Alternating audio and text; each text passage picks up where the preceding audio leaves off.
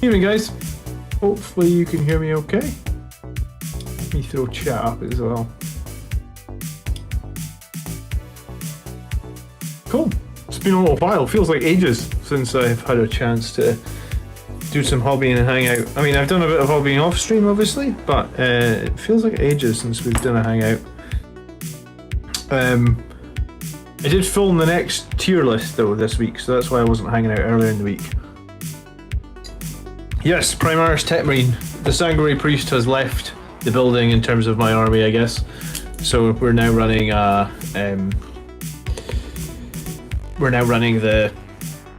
Primaris Techmarine. So I have a picture of the box here as well, so I'm just going to be basically copying the box. I'm not going to go for anything probably too original with them. I just need to get them painted quickly because I got that tournament coming up. So maybe I'll start with, do you know what, I might not copy the box exactly because I already see a few things that don't match my colour scheme, but yeah, maybe we'll just start with something simple. I was going to say like some Mechanicus standard grey or something. Yeah, let's start there. And I bet you I haven't, that's going to be the one pot of paint I didn't pick up, isn't it? Oh, damn it.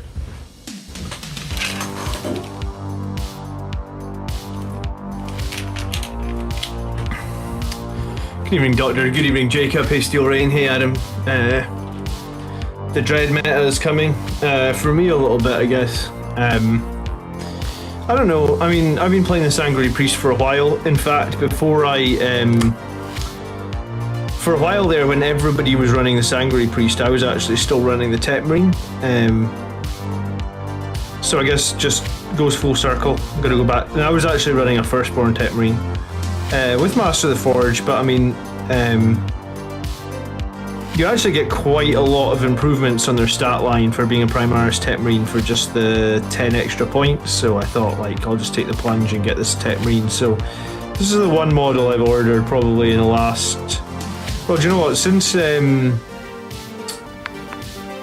what was that box? The Kill Team box? Since that Kill Team box, this is the only, it's the only other new model I've bought probably in the last 6 months, I guess. Yeah, probably.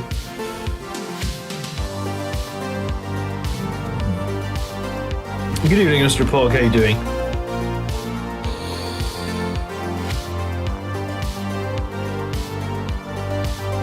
But yeah, I've been desperately trying to finish all these. I was doing 7 Blade Guard veterans and like 10 more Vanguard veterans with Lightning Claws, and like I'm desperately trying to get them finished. I'm close with them.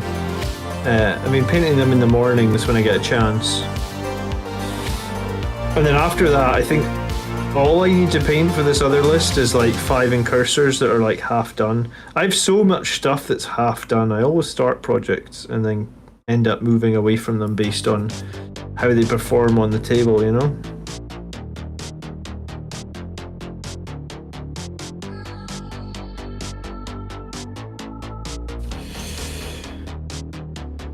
Sanguinary Guard, DC Sanguinary Guard. I mean, for me right now, I'm just still upset with what they did to the Sanguinary Guard in Chapter Approved. Like, I really don't think they need to go up in points cost. But saying that, I actually had a very... I feel like I had a good game against Sisters of Battle this week. We lost again, right? But like, I feel like I actually had the opportunity to win the game. You know, it's a new list for me, right? Like I'm not running, or I haven't been running Techmarine.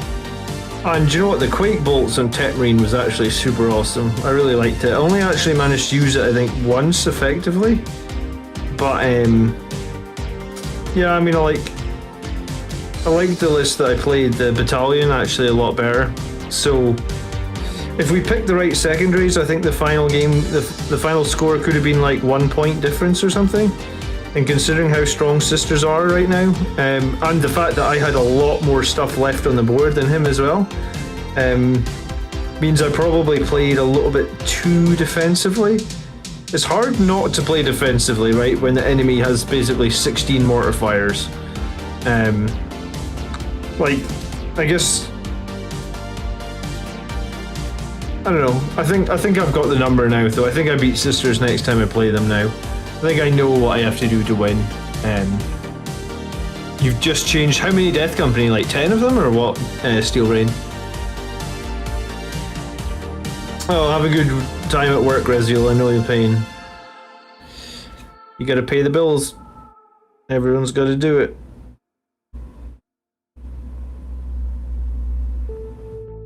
But yeah, I just picked Death Company back into my list. I'm just doing a 5-man as cheap as I could go, right? Like, just to contest an enemy backfield objective. So 125 points, 5 with Bolter and Chainsword. And yeah, I haven't used Death Company in probably 6 months, maybe? Yeah, probably 6 months. I've not run them since the Codex came out, I guess, in December. So yeah, that would be over 6 months actually. So I probably played them wrongly. They weren't effective, so I definitely played them wrongly. But it's fine. It's good to learn. You don't learn as much when you win as you lose. I feel like that's definitely a thing. 5-man Death Company is a trap. Depends what you want to use them for. You can't. I think 5-man Death Company is a trap if you try and Forlorn Fury them. I don't think you get a good Forlorn Fury out of 5-man Death Company. I think that's the trap, right? I think if you use the Death Company maybe to deep strike and go after a weak backfield objective with a 5-man, I think that's fine. But I mean, saying that, you could do the exact same thing with Inceptors, right? For 120 points, so actually 5 points cheaper, you could take 3 Bolter Inceptors and kind of do the same thing. That's probably actually a more reliable play as well, right? Because it's shooting as opposed to you don't need to make a charge roll. So you could do the exact same thing with Inceptors, and I didn't think about that. And I guess the difference with the Death Company as well is with the Death Company you don't actually get to perform any actions, so if you do knock the enemy off, you can't then just sit there and perform actions, which I guess Inceptors could do as well.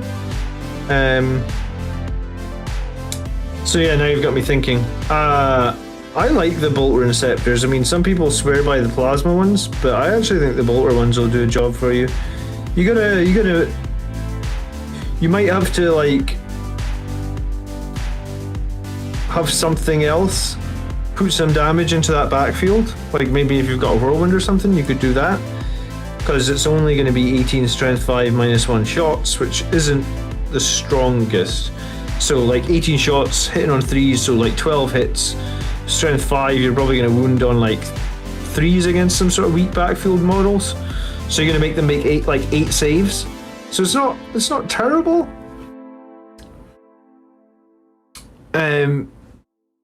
Vanguard Veterans are probably better for the backfield. Inceptors are probably better. What will you give the Sergeant to make them look different from their unit? What with the Death Company? Death Company don't have a Sergeant, or are we talking about some? What are we talking about here, Oscar?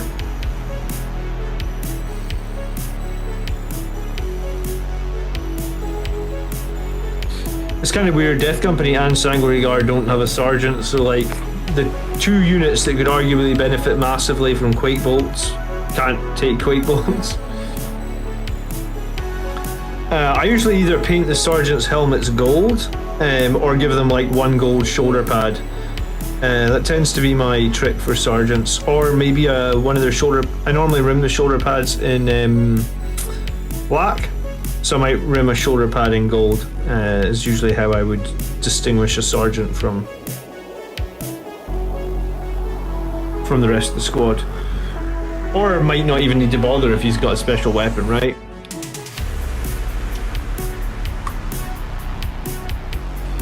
Ten with 2 Thunderhammers is 280 points. I think I'm about running them with the Thunderhammers because it's 30 points for 2.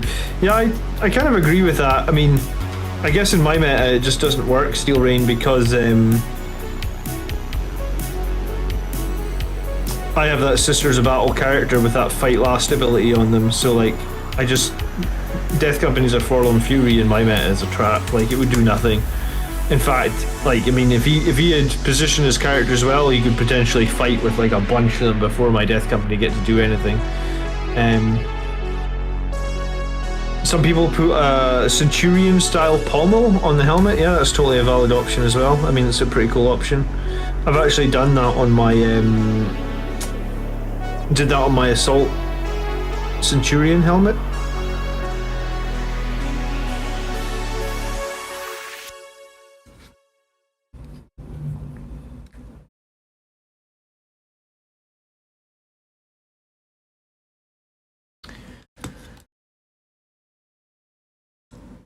Yeah, I mean, 10 Death Company with all the chain swords is usually enough attacks. If you can daisy chain them back to like something like Chapter Master rerolls, or have them in range of like an Unleash Rage or something like that, you can do some decent work with them as well, Mark.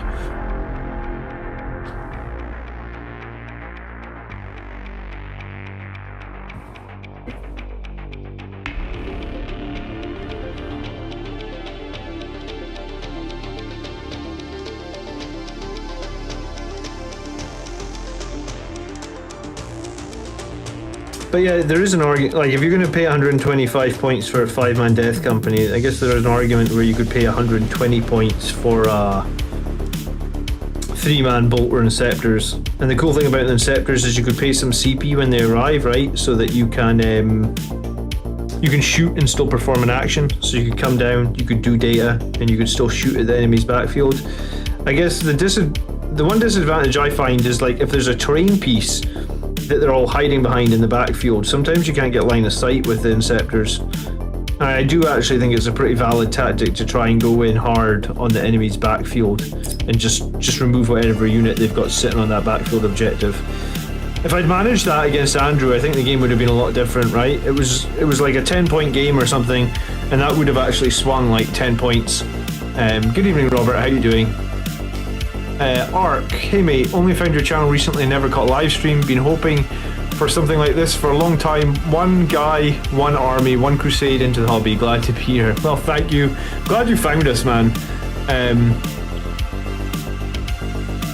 Yeah, you know, I have some other armies and stuff, but like pretty much in the last 20 months, well, yeah, and probably in the last 20 months, and actually what's funny is my channel will be 1 year old tomorrow, actually. So when it goes to midnight, so 2 hours from now, when I usually end streaming, my channel will be 1 year old. Because I started this channel on 1st of August last year. So glad you found us. And what was I going to say?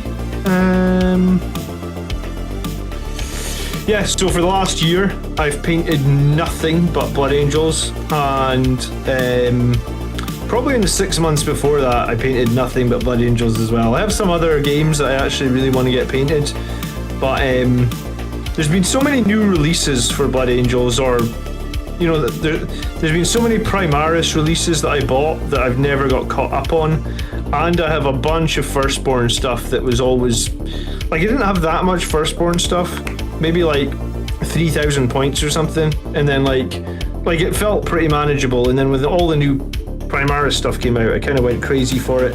In fact, I'm not sure I can say much more than this, but for my day job, I actually work with Games Workshop. I don't work for Games Workshop, but sometimes I work with them, and they actually sent me a box of Dark Imperium, like the 8th edition box set, for free.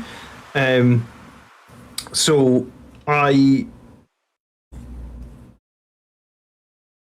got all that, and then I think I got like 2.5 boxes worth of Indomitus, and I basically bought almost a couple of boxes of all the Primaris releases, right? Like I got 2 boxes of Inceptors, had 7 Blade Guard Veterans, had I don't know, like 2 boxes of Hellblasters. I actually was really excited about Hellblasters, and then I basically never fielded them, but like I had this huge backlog, so I just made the decision to like make a Blood Angels channel and focus all my effort on Blood Angels for the foreseeable future, I guess. I kind of like the boys in red anyway. Robert says I'm as high as a kite. Well, that is one way to spend your Saturday night. Good for you, Robert. Priming 3,500 points of Space Marines using my new airbrush. Wow, that is crazy. that is some back. Yeah, you'll be joining me in the. You won't be able to do any other modelling except Blood Angels for the next year if you've got 3,500 points. I think I paint about 2,500 points a year, honestly. I'm quite slow at painting. I do a lot of coats. I don't know how long I spend on like a individual model, but honestly, the Vanguard Veterans that I'm doing, I must have spent like, I don't know, 15 hours per guy at this point. Like, it's just ridiculous. They're getting there, though. I think maybe like another week and they'll be finished. Hey Doom, I've built 3 of 9 aggressors based on the tier video. Should I magnetize the rest? I've glued the missiles to the top of the ones I built, but magnetize the hands. Is that generally accepted? Yeah, I mean, I think as long as they have the... See, I'm kind of funny. Like, I generally try and make sure that my model... Like, I'll buy another model if it doesn't have the right weapon options. I know I should magnetize more, but like, sometimes I don't. And usually when I don't magnetize, it always comes back to bite me in the ass. So I guess my advice is always magnetize when you can. And yeah, especially with aggressors, because right now I feel the flame storms were better, but last edition the bolters were definitely better. And I made all mine with bolters, so I'm stuck with 6 aggressors that have bolt storms and literally bolt storms and missiles, and I never field them. Like, I think flame storms are much better in 9th edition than...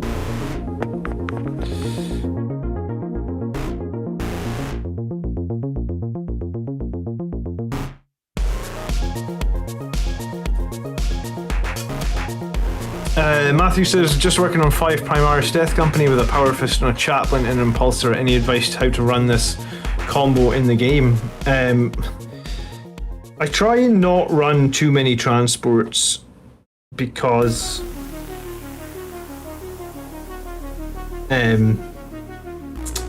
just points, they're, you know, like for Blood Angels in general efficiency, points wise for transports, you're usually more efficient getting units that can take jump packs. But if you've got the Primaris Death Company, you've got a Chaplain, then I guess the way to run it in game is turn 1 that you should probably put the shield dome on the Impulsor, and you should just run it, you should advance it as far forward as you can. If you can set it on an objective, even better. And turn 2, see if there's an option to disembark and make a charge. And I guess when you come out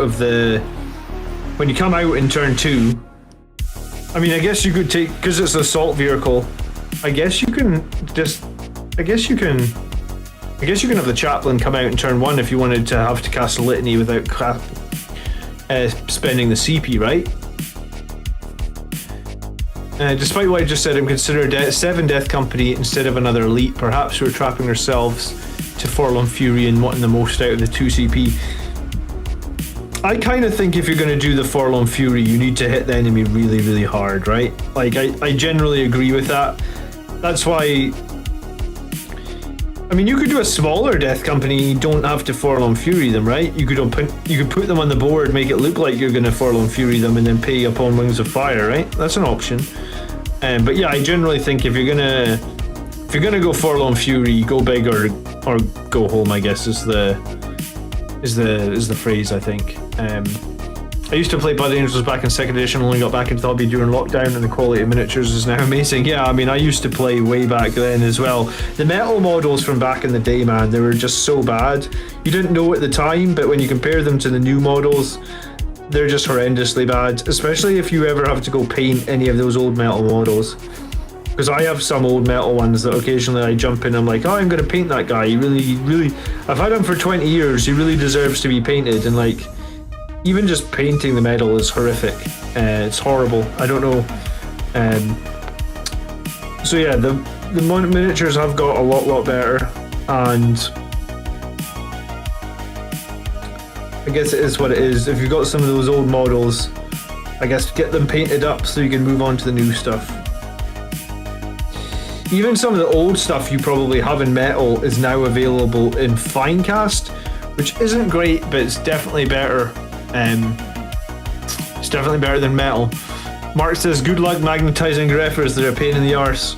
Yeah, I can imagine. Like I said, I never magnetized my aggressors. How How do the guns even go on? You must need to use some tiny magnets for that, and maybe even some drilling, huh?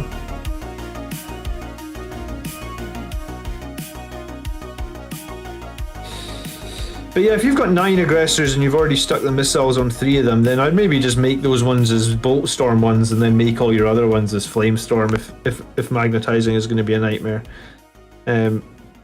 It might mean you need to buy 3 more in the future, but like I don't know many lists that run more than 6 aggressors. Even when aggressors were really good, that's how many I run of them. Because what are they, like 40, 50 points per model? So like they are slow. You know, they only move 5 inches, so I don't know if you could. I don't know how you would run more than like 2 squads of them, or 6 of them, I guess. Got an airbrush for an early birthday present from Amazon. It's 30% off. Honestly, it's such an investment. Nice. Yeah, I mean, I've probably got, like, I tend to get all my stuff base coated and made, I guess. So maybe one day I'll get an airbrush, but I actually don't have that much that's essentially grey and needs some coats of paint on it and stuff. Greetings, Marcel. How you doing?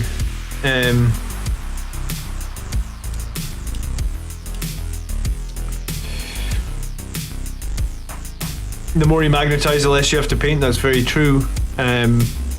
Mark says his first Redemptor arrived today, and he blames me. Thank you.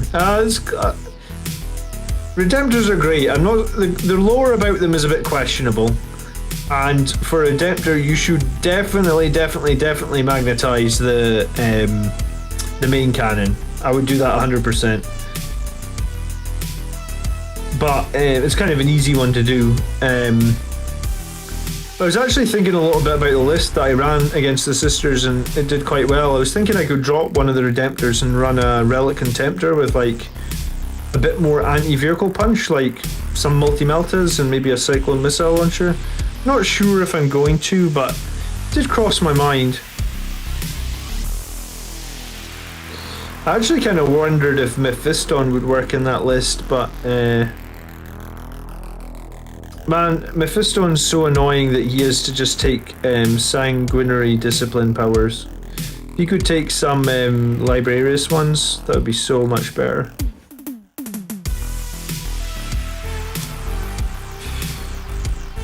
Gluing plastic on metal is a nightmare. I actually find the Gorilla Gel glue, I don't know if you guys use this glue.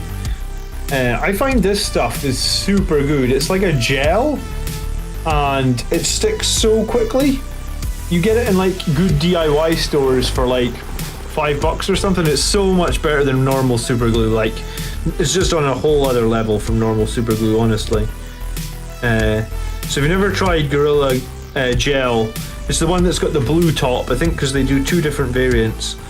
One's got a green lid. I actually don't know what the green lid is, but if you get the one with the blue lid, it makes things so much easier. You wouldn't have thought how much difference some good fast setting solid super glue would be. Good evening, Dolphin. Not seen you for a while. How you doing, man? Hope you're well. I mean, I say I've not seen you for a while. I haven't streamed for a while. I've had like a crazy busy schedule. I've actually been kind of missing doing the evening streams, so next week's going to be quiet as well because I have to go out of town for a couple of days for a wedding. But once we get back from that, hopefully we'll get a few more evening streams on the go. Like I said, I've been missing them a little bit, I think. And sorry if I think I upset some people with this week's Dante video. If you love Commander Dante and you're fielding him as he is right now and you think he's fine and you don't need him upgraded, then more power to you is what I want to say. I guess I play in a meta where I just end up him dying all the time. So much so that I just don't run him anymore. But if you're fielding him successfully, then yeah, more power to you, good for you. Apparently I suck and I cannot do that.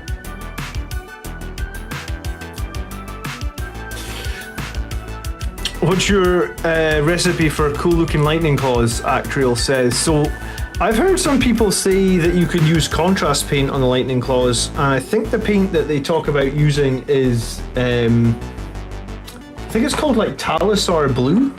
Is that right?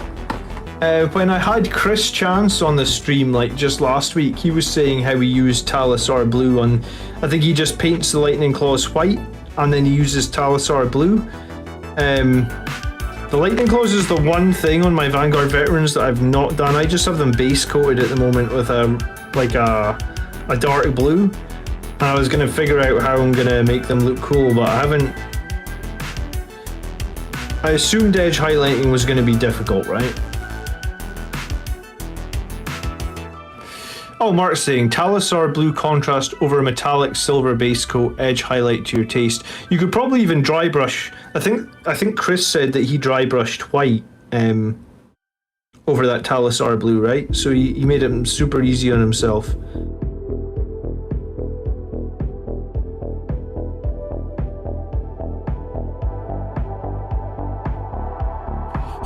Sanguinary Guard have been nerfed. I mean,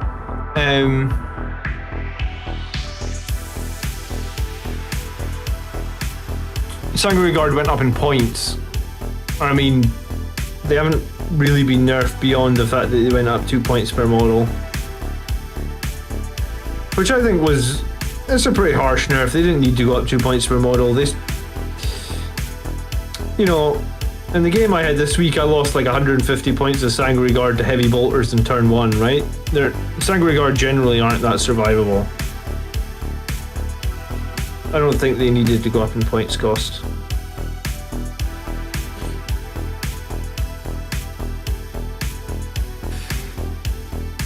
Quick thought about venerable dreadnoughts with multi-meltas. I mean, you could just watch the tier list video, right? Didn't we? The elite tier list came out like last week, I think, and like I'm pretty sure if you go into the tier list video, every single unit, and you hover over the timestamps, like I put timestamps in those videos, so you can jump to every single unit.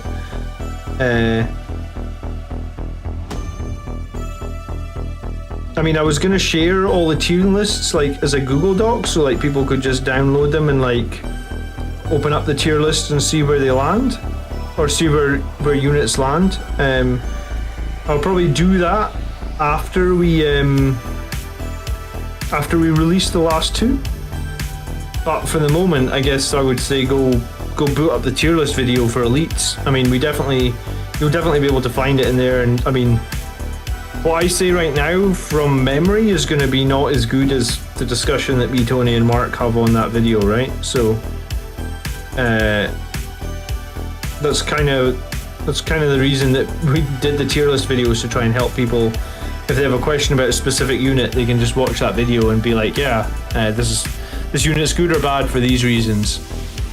You do have to take Mephisto now and then and Levi, I think, and go ham with them. I think that's why I was thinking, like, I picked Psychic Scourge this week to test it out. I've never really used Psychic Scourge, and it is a terrible psychic power. It is not reliable. Do you get a version of that glue with a brush applicator? I don't know. This one has a very good I guess it just has a very good nozzle, right? Like it'll just but there's maybe a version with the brush applicator, but the nozzle in this is like my third tub of that glue. It's never clogged, and previous super glues have clogged on me all the time.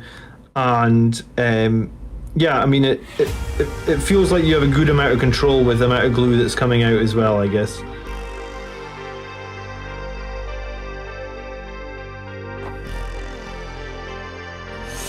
The new White Squig hero being 5 points more than Dante is insulting and proves you're right.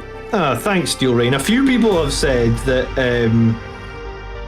a few people I thought would not like that video have actually said, like, hey, thanks for making the video, maybe Games Workshop will take notice, but then a few people have definitely said, like, no, John, you're wrong. Dante's absolutely fine as he is. So, honestly, the video got more views than I thought it would. I figured some people would hate it. but I wanted to make it anyway, just to... I think the thing that spurred me making it is like how Morgan Val is only 265 points, right? Like, she's a monster compared to Dante, and I don't think that new characters like Morgan Val or something, right? She is a new character introduced in the lore in 9th edition or whatever. I don't know if I like the fact that they're introducing new characters that just dwarf our existing characters that have been here for like a long time and people are invested in. And you know, someone said to me like, oh well, Games Workshop need to sell the new Morgan Val. Well, I mean, it doesn't mean that every new book needs to be overpowered, right? I'm sure they will still sell the models if they're a bit more balanced, right? Because people want new, like, you know, I bought Primaris Mephiston, I'm sure, before I even knew the rules for him. Because maybe if I'd known the rules for him, I'd have been like, yeah, he's not that good, right? You know, people are invested in the factions and stuff and will buy the models, I feel like, whether or not they have broken rules. And you know, I'll tell you guys something for nothing, and I actually clicked it on my phone, Davey. I clicked it on my phone last night, and I guess for whatever reason there was like an overlay that I couldn't close on my phone. I actually meant to look at it on my computer, but I didn't get around to it today. I've kind of had a busy day. I usually did babysit my daughter basically the whole day on Saturday, so the reason that I don't stream till 10 o'clock is like she's gone to bed, so now we can actually stream. So yeah, I clicked it on my phone yesterday and it didn't load, so I will check it out.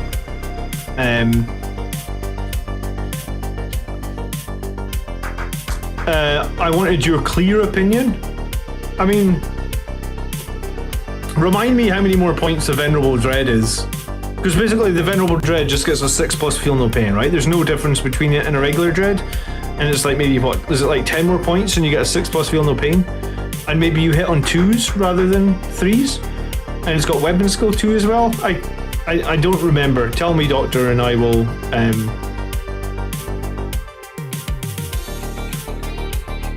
Do you ever apply the base coat and then just lose every single shred of motivation to continue painting? No. And the reason that I don't lose the motivation cut night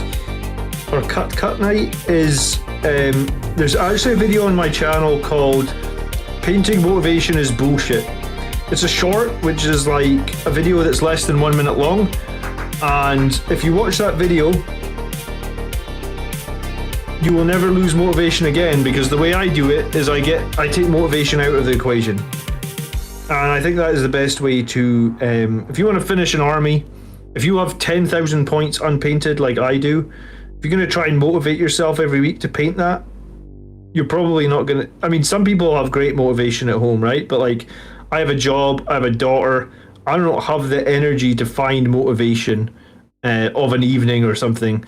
You know, like I'm exhausted some nights, for example, and I'll just be sat in front of the television, and if I had to motivate myself, quote unquote, to get up and go to the other room and, you know, like you can see on camera there's this pole here, right? So like I have another camera that I've got to set up every time. This isn't a dedicated space for painting. I have to set up a light, you know, all this sort of nonsense. If I had to do that every time with quote unquote motivation, I'd never get anything done. So the way I do it is that I just I take motivation out of the equation and just set myself a time, and yeah, you should watch that video. But like basically, I think if you look on my channel, I think it's called like Hobby Motivation is Bullshit, which I'm sure it's not to some people, and some people even said in the comments like, hey, this method doesn't work for me. But you know what, it works 100% for me. I mean, the way I liken it is like, imagine your day job. I assume you have a day job, or you have school, or have university or something, right? Like you have to go to that no matter what, right?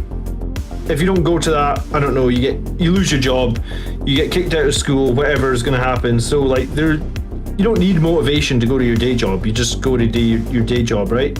So I just make painting the same thing. I just set myself a time every week, and my time is basically Saturday mornings and Sunday mornings at 7 a.m. So I always get up at 7 every day. I mean, if you've got a young child, you'll do that anyway. And I get up on 7 on work days. So I just keep my alarm that I have on for my day job set for the weekends, and the first thing I do every Sunday morning is just come downstairs and just paint, basically till my family gets up. So usually I get between like 2 or 3 hours, and like there's no motivation doesn't even come into it. Like, and if you do that, like, I don't know what time you get up on a Saturday. Let's say you normally get up on Saturday or Sunday at 9 o'clock. You just got up an hour earlier and you do an hour's painting every Saturday and Sunday. For a year, that's like, what, 100 hours? How many units do you get done in 100 hours? I mean, I'm shit slow at painting, so probably not that many. But, yeah, that's what I would do. I would try and take motivation out of it and just set yourself a time. Just do it. I get demotivated by highlighting. Yeah, edge highlighting can be a nightmare. I mean, if you set yourself a time and you sit down and you know you're going to paint something, if you make sure that the models that you need to get done are on the tray and all it's like, sure, sometimes I might put things off, right? Like, so I do everything else except the edge highlighting, or you do everything else on the model except, something that's difficult, but at least you're always getting something done.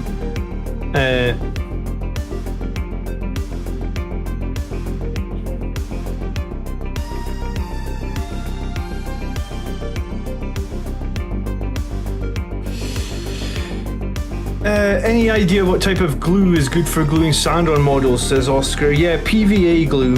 I actually just use Games Workshop texture paint for my bases, but I watch a few different guys on YouTube do sand on bases and stuff like that. If you want to check out a really good painting channel, do you know what, sometimes there's people in this room that actually have painting channels. So if any of you guys are in this room,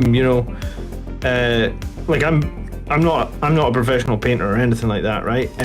Sometimes there's hobbyists that hang out and watch my streams. So if you're a hobbyist and you're in the room right now and you've got a channel, feel free to link it. But if you're not, I watch a channel called Midwinter Minis, and he's always doing cool shit like that. And I think he always uses PVA glue. Maybe someone in chat will also help out with the type of glue, but I think PVA works well for, like, because it's quite a thick glue that I think dries quite differently, so you can just like sprinkle sand and grit or whatever over the base, and it's kind of nice and easy. But yeah, I would check out Midwinter Mini's channel. He does a lot of like his own bases. And yeah, I mean, you probably save a lot of money if you do your own bases overspending. I think the tubs of texture paint are like £4, but they do last. Like, you can base a lot of models with one tub of texture paint. Like, I would say you could probably base like 40 or 50 models with a tub of texture paint. 135 points for the Venerable Dreadnought. Then, I mean, for the 10 points more, giving him a 6+ feel no pain to me sounds fine, right? Like, and does he? The Venerable is a 2+ and a 3+ weapon skill, yeah? Oh, thanks, Atlas. It always means a lot to me when you guys support me by watching all the different videos on the channel, because, like some people say like, some people always say like, oh, your channel is so great, what can I do to support you? And sometimes I just say, well, just watch my videos, that's it. Simple as that. So there is other ways you can support, obviously, but watching the videos is a great help, honestly.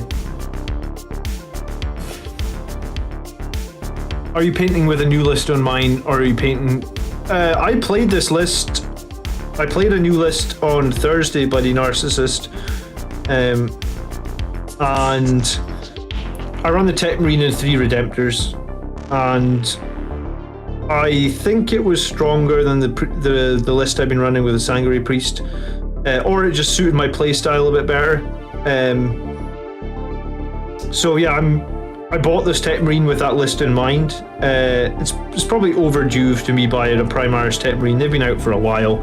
And I have a Firstborn Techmarine who's fully painted, and I was running him before. Like, when everyone was jumping on the Sanguinary Priest bandwagon, like, right after the Space Marine Codex came out, my list at that point was actually the list that included the Super Heavy tank, which I actually love. I still love that Super Heavy tank. I actually want to get... I've got 2 Super Heavy tanks now, and I actually want to get a 3rd one, and I would like to get a Titan not a Titan, sorry, a Knight as well. But you know, I love the Super Heavy tank list, and that Super Heavy tank list had me running... I think my characters in that list were the Librarian Dreadnought, the Chapter Master, and the Firstborn Techmarine. And I genuinely like that list a lot. So this list that I'm running now was pretty much, rather than the Librarian Dreadnought, who's a bit more of a beat stick, we have our regular Librarian who's a bit more of a, I guess, like a defensive / buffing character. I am considering if there's space to have some sort of Librarian Dreadnought or Mephiston. I am considering it, but yeah, so I'm back. I'm enjoying the Techmarine. Obviously, I've been doing those tier list videos with Mark and Tony, and Tony is a huge fan of Dreadnoughts and Techmarines. So maybe some of his love for the Techmarine is wearing off on me. And also, since they made the Sanguinary Priest 155 points per model, like, I've been struggling to win games. And I mean, that wasn't the only change, right? But like, he is a lot of points, and in some games he just does very little / nothing for me. So I'm running this Techmarine with Quake Bolts and Soul Warden. Soul Warden so that basically all my Redemptors, all 3 of them, HQ tier list is coming out next Friday, Cadia. So Friday the 5th? Friday the 6th of August, that's when it'll be out. So yeah, maybe a little part of Tony's influences has been rubbing off on me, but yeah, I've just been struggling a little bit since they put that Sanguinary Priest up to 155 points, and you know, he is still good, and I mean it's only like 20-30 points more, but yeah, I've just been struggling, so I thought I'd go back to what I knew was working before, and yeah, I enjoyed what I ran this week. You'll see it on the channel probably next week. But Quake Bolts on this guy seemed like it's got a pretty nice synergy, I feel like, because the 2+ to hit and the 24 inches on Quake Bolts, it felt nice anyway.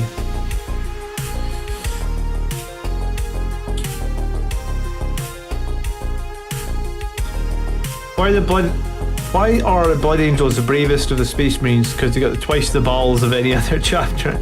Wow, that's a proper dad joke if I ever heard one, Jace. But yeah, no, that's a good one. That's a good one. I like that one. Good evening, Martin. How you doing? Elmer's glue for sand? I've never heard of that, Sean. Where do you get that? I feel the Priestess Selfless Healer is only good if you're running a Blade Guard Veteran squad. I mean, I think it's still good, right, if you're running, let's say, like, if you're running attack bikes, like a good number of attack bikes, and you're running, let's say, like, a good number of Blade Guard Veterans, yeah, and maybe even if you're running, let's say, like, Plasma Inceptors, you need to be running, like, a good number of expensive units so you can get good value out of the Priest, I guess. Like, if you're just resing, let's say, like 30-point models, is it still valuable? I mean, it is, but it's not. 155 points, you need to, if you're resing 30 points models, he needs to res something every single turn to get value, and then or to make his points back, I guess. And at that point, like, I guess my question is, What else does the priest bring to the table? Like, not that much, right? Like, you don't really want him in combat because he's squishy, he's only got 4 wounds and like a 3+ save. Personally, I don't like I mean, some people put armor and dominus and all sorts of nonsense on him, right, to make him more survivable. But like, I don't want to be wasting all my CP on this priest who could potentially just not end up having that much of an impact. Sure, and then I guess I've been playing against my friends enough that they know how the priest works, right? So like, if we're gonna shoot at your attack bikes, we're either gonna shoot enough to kill all of them, or we're not gonna bother. So what you end up in a situation is that the priest actually can't make the reses, because you're like, I used that priest for, what was it, like 15-16 games or something, and like we won 15 of them. There was a win streak of like 11 games in there, and like during the win streak they would often say like, you know, they would say like, right, I shouldn't shoot the attack bikes unless I can kill all of them. But then they would say that before the game, but then they would go ahead and shoot the attack bikes and leave one alive.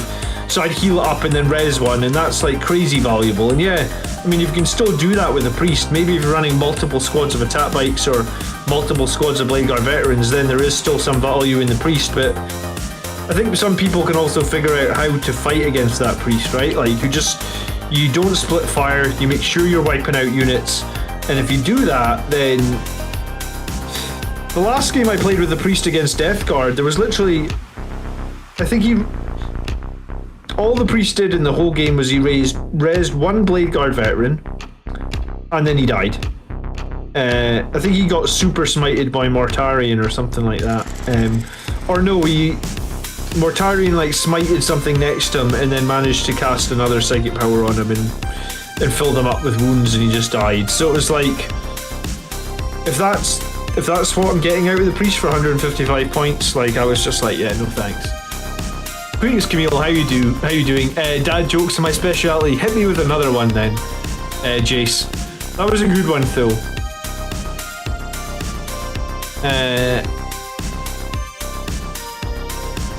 So long away?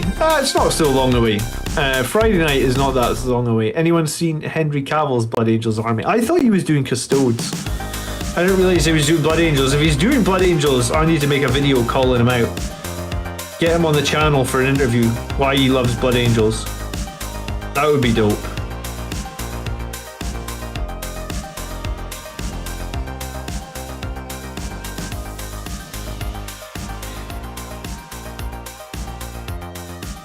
So Commander, you tell me that we need more offensive power rather than defensive. I mean, there's so many choices with lists at the moment. I mean, just because I'm dropping the Sanguinary Priest doesn't mean that he's bad or that you should necessarily drop him. I mean, it's just I'm trying different things, and I really like the core of my list is like a couple of Redemptors, you know?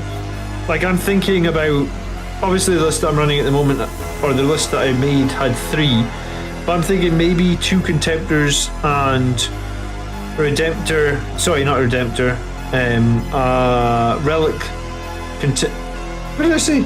2 Redemptors and a Relic Contemptor maybe. I generally like Dreadnoughts. I used to run a Leviathan all the time.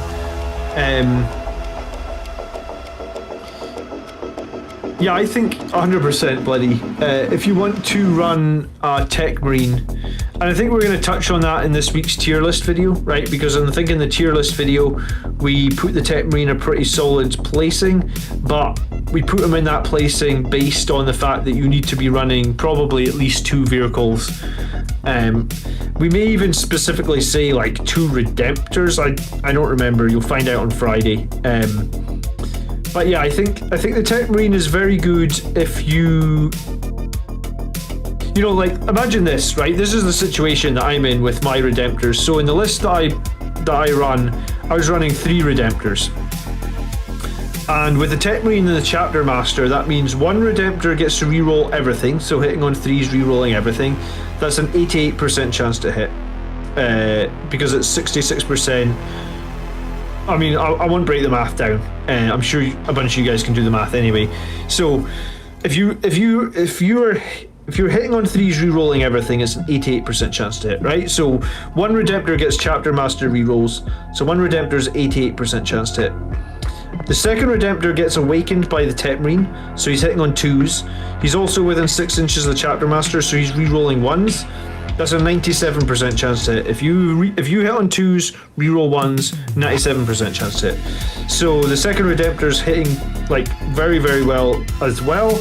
And then the third Redemptor, or the third vehicle, and I don't necessarily think the third thing needs to be another Redemptor. You know, like I'm saying here that I consider maybe a Relic Leviathan with like Multi-Melta and Cyclone Missile Launcher comes in pretty much the exact same cost as a Redemptor, and maybe just gives me a little bit more anti-tank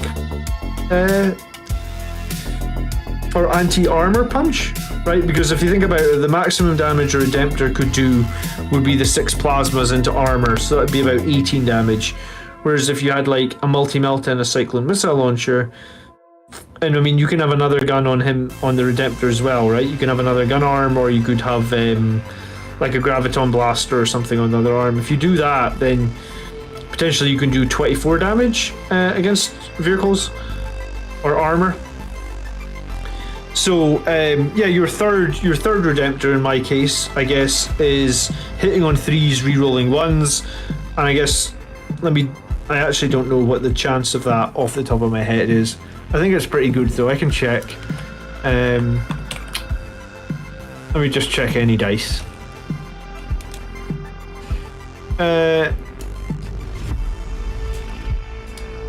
Hitting on 3s, re-rolling 1s is 77% chance. So of course that makes perfect sense.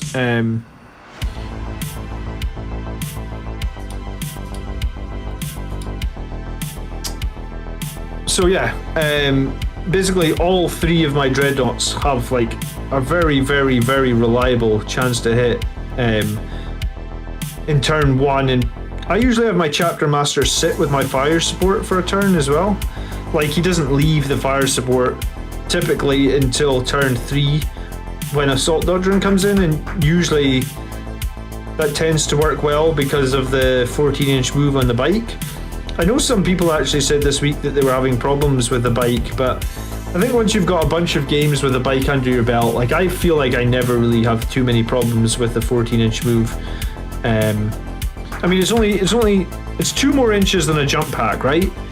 So, I mean, if you know that you can't go through certain pieces of terrain, surely you can use that 2 inches with a little bit of forward planning. You should be okay, right? So yeah, all 3 of my Redemptors have like the lowest one is 77% chance to hit, one is 88% chance to hit, one is 97. So I guess if you average that out between the 3 of them, you're probably looking, it's not quite 90%, is it? Let me see. 77 plus 87 plus 97 divided by 3. Yeah, so it's an 87% chance to hit on the Redemptor's shots. Which is, I feel, is pretty great, right? I mean, normally our chance to hit on the Redemptors is 66%, so you've buffed it by 21% on average across all 3 by taking the Techmarine and the Chapter Master. I think that's pretty solid if you can get a good turn 1, turn 2 round of shooting from them. That's pretty solid in my opinion.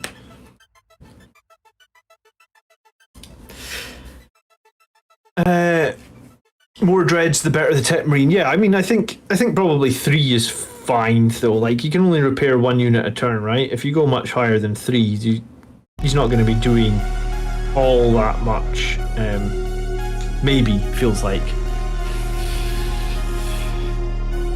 I'm thinking about dropping the Whirlwind for the Judasar, like Chris Chance's list, feeling low on CP again.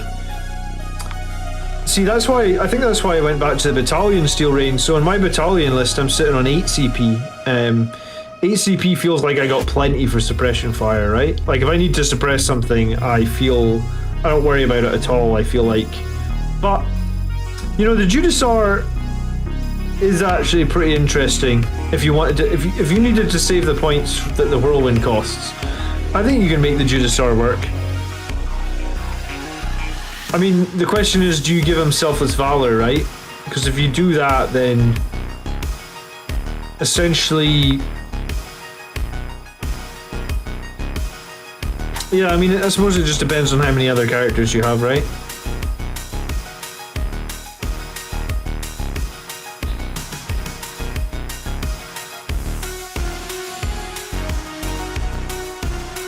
Good evening, Mark's playing some Battle Sector. Do you know what? I have not had a chance to play that yet. I was planning on playing it as soon as it came out and making a video on it. So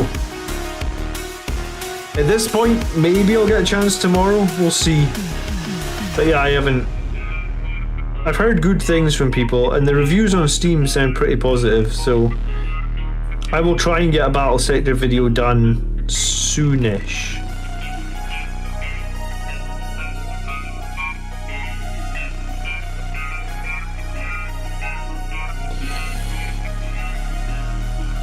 Camille finished it for the second time today. Wow. Would 2 Redemptors and a double drill Leviathan be a viable combo? Using the Redemptors as fire support in the Leviathan. I don't think you get anything from having double drill though, right? Jace. Like, you don't get an extra attack or anything from having a second drill. I think you get an extra attack from the claw on the Leviathan, but like, I think there's literally no bonus to having a double drill, so at that point I would probably take a drill and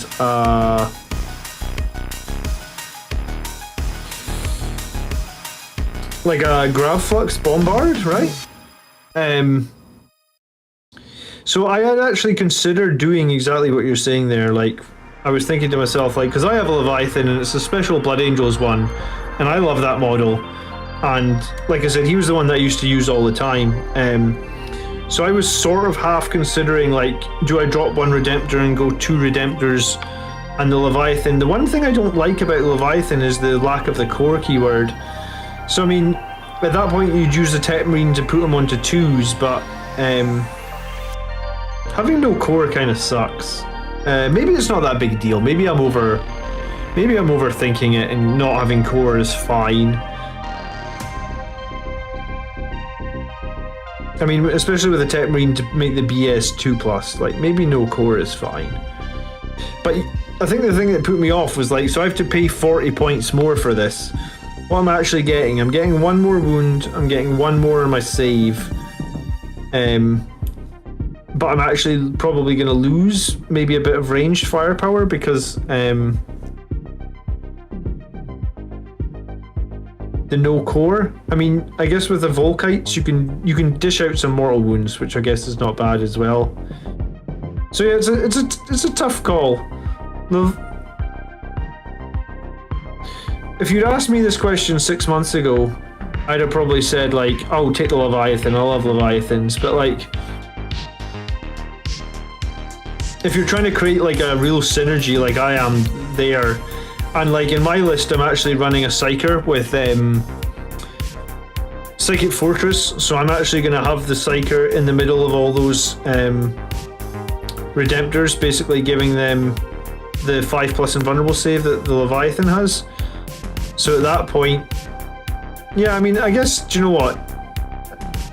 I think the thing is, if you aren't running Psychic Fortress, then yeah, I'd probably say the Leviathan's a good choice. But if you're running a list that has a Psyker, and in my case I'm running the upgrade that makes him Chief Librarian, so it's +1 to all the Psychic tests, right?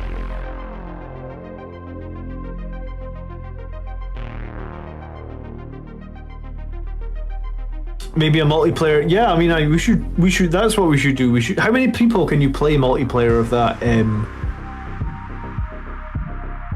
Battle Sector game? Like, can you play with multiple people?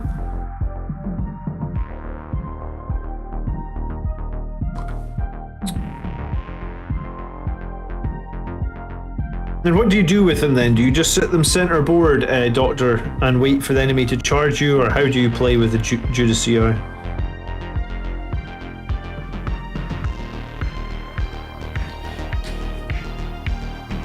Do you know what? When I was running my Leviathan Steel Rain, I always felt like he was pulling his weight. I was running him with the Grav Flux, the Volkites, and the Grav Flux, the Volkites, and the Claw, actually, because I actually don't own a drill. I think the drill does more damage, but the Claw gets +1 attack. But I think if you math it out, you will actually, like, if you were targeting like one big bad enemy unit, you'd probably do more damage with the drill, slightly. I guess the advantage of the Claw means that if you ever end up against infantry or something, you kill more infantry, right? Because you get more attacks. So I think the Claw or the drill is fine on the Leviathan. And yeah, I guess like when I run my Leviathan, I always felt like he pulled his weight for sure. People generally either, a Leviathan can be a little bit like you know, like Mortarion for the Death Guard. People either go after them or they ignore them. If they feel they're not going to be able to bring them down, they'll ignore them. If they feel like they can, they go after them. And both ways have advantages, right? Because if they're going after your Leviathan, then everything else is surviving, or everything else is not getting shot at and stuff. And if they can't kill Leviathan, then you know it can just stomp around the battlefield, get into combat, kill things pretty indiscriminately. So I liked my Leviathan a lot, actually. I always thought that he did some good value.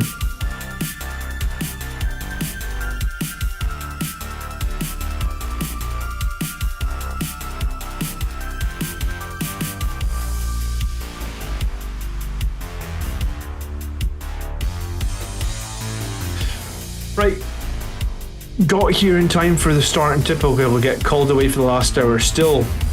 Hey Adam, what are you painting tonight? How you doing?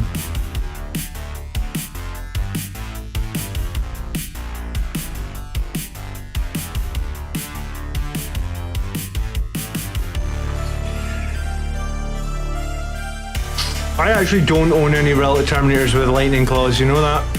They're one of the units that's top of my shopping list. Warsuits Arc, I think, are pretty poor. We covered them in the tier list video last week. If you search the channel for the Elite video tier list, I think we cover Warsuits, and we didn't like the Warsuits because they don't have core, they only have 6 wounds.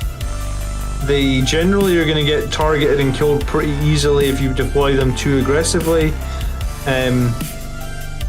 I struggle to see exactly how you use those Warsuits very effectively, honestly. I mean, some people might have a different opinion than us on that, but yeah, I wasn't really. I don't know. I don't really rate the Warsuits.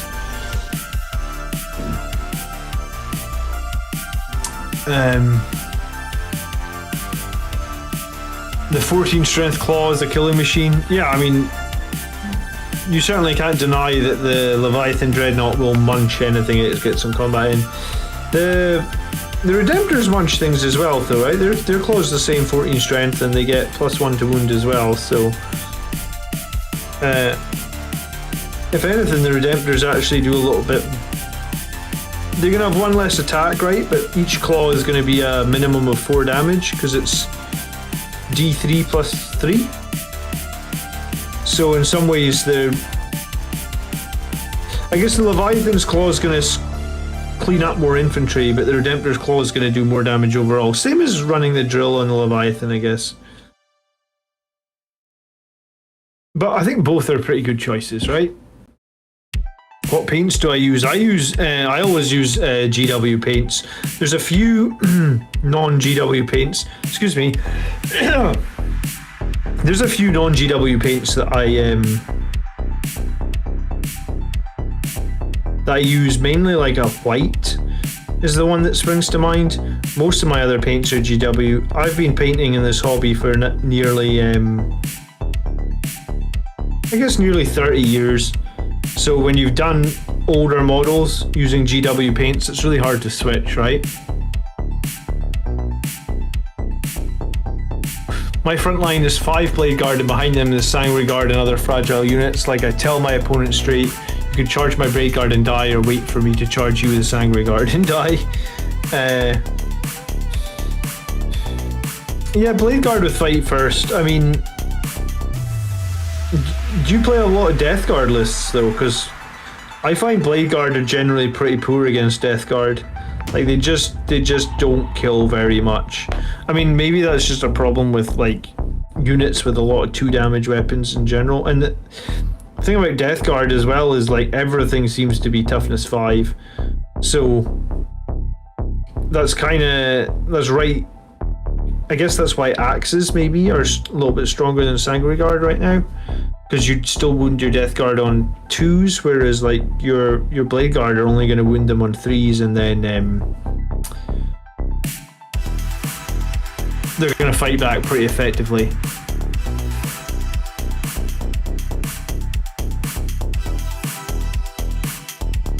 I don't know if 1 CP tax on Leviathan is really that bad. I mean, it's definitely something to consider as well, that you also have to pay a CP to include it. I mean, if you look at it this way, Adam, a Leviathan is literally the most survivable unit that we can field, right? In terms of, it has the best save on a 2-up. It also has the 5+ invulnerable save. It has toughness 7, and it has 14 wounds, and it has -1 damage. It can, you can also play Armor of Contempt on it to help prevent mortals against it. And yeah, I mean, I just think that, well, I say it's arguably the most survivable unit that we can field. No, I think it is the most survivable unit. The only thing that's got a chance of being close or something like that would be a Land Raider, right? Because it's toughness 8 on a 2-up save, but like if you hit a Land Raider with anything more than -4, then there's no save. Whereas like, you know, the Leviathan will get the save. And what was the other thing?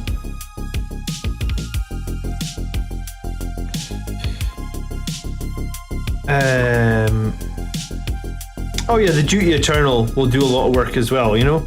If the enemy have a lot of 2 damage weapons, it's the same problem as Death Guard, right? They'll just do 1 damage to the Leviathan. So I like the Leviathan.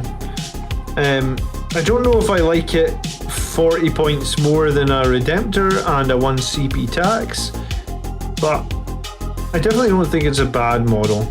And it is, if you just want to be something that's going to be super survivable and you're just going to push it forward, then I guess the Leviathan is going to be your best choice, right? Like, you just march forward and the enemy either... It's almost like the ultimate distraction Carnifex, is it?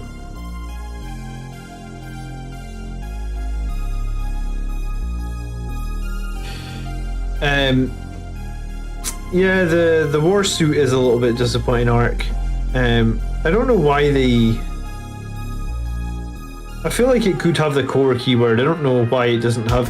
It's kind of random that they just picked some units to not give the core keyword to, right? I don't know what their logic behind that was. I mean, it makes sense that like the big vehicles and stuff maybe don't have core, but I feel like some of the other stuff that could have possibly been core, they just, for whatever reason, they just didn't give it core. I guess it is what it is. It's not core, so we have to deal with it.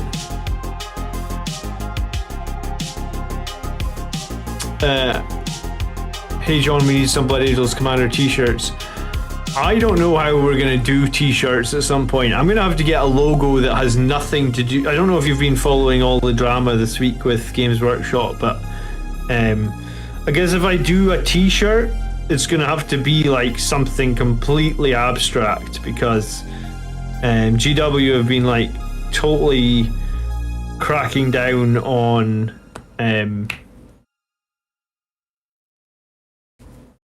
like their policies around content creators. Is like, I don't know if it's going to affect me. I hope it's not, but it seems like a bunch of channels this week on YouTube, some really big channels as well, like some guy had like 350,000 subscribers and his channels had to basically go on an indefinite hiatus. Like, I don't even want to know the work he must have put in to get 350,000 subscribers. You know, like it's taken me a year to get 6,600. So by that case, it would take me like, I don't know, like 50 years to get 350,000 subscribers. So like the work that guy has put into his channel is phenomenal. Like I cannot even fathom how much work he's put in, and he's basically had to like,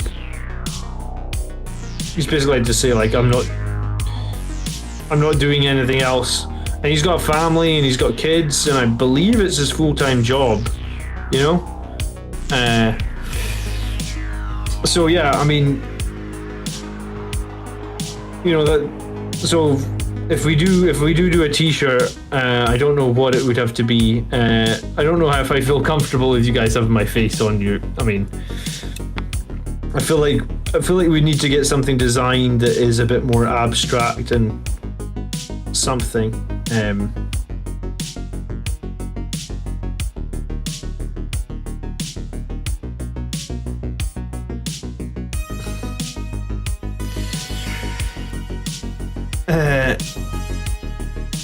Yeah, I mean, we'll see what happens, I guess. We'll just have to... No one really knows what's going to happen, right?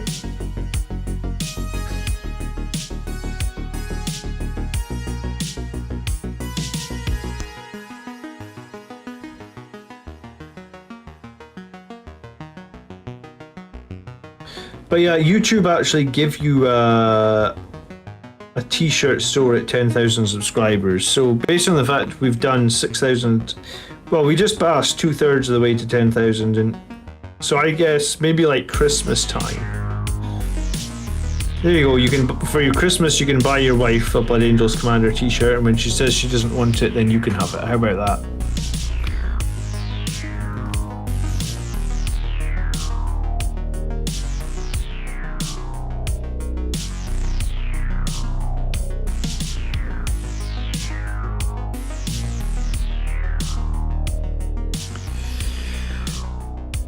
Thanks for hanging out, Dracula. I will get a shirt for sure. Okay, one day, man. I promise one day we'll get shirts on the go.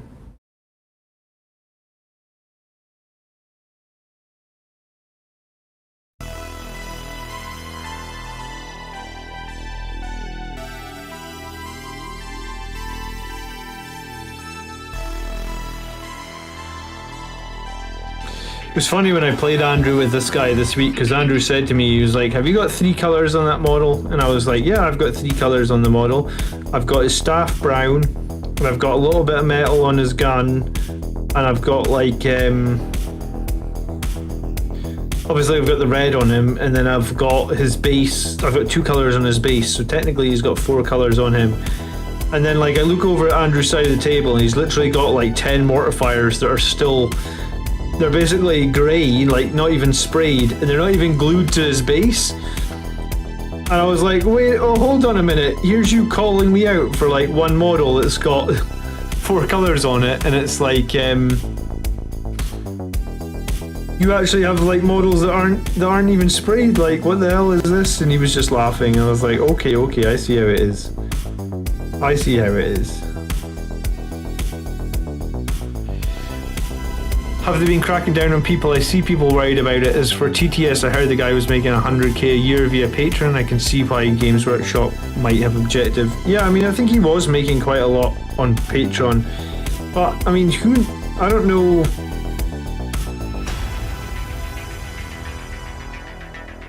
Yeah, I know some other channels, like hobby channels,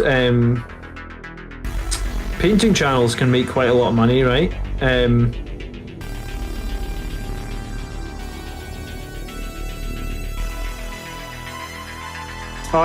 Honestly, I don't know what's going to happen with it. I'm just going to continue to do my thing, and if we get a letter telling me that we can't do the channel anymore, then as sad as it will be, I guess, like I said, I have a bunch of other tabletop games that like I've put to the side to focus 100% on Blood Angels. I mean, I guess I'll pick one of those up and roll with it until such times that we can come back to Warhammer. But yeah, from what I understand, they haven't actually shut any channels down, right? Like, this is just people getting worried about the new rules and reacting to it because they think they'll get shut down. I don't know.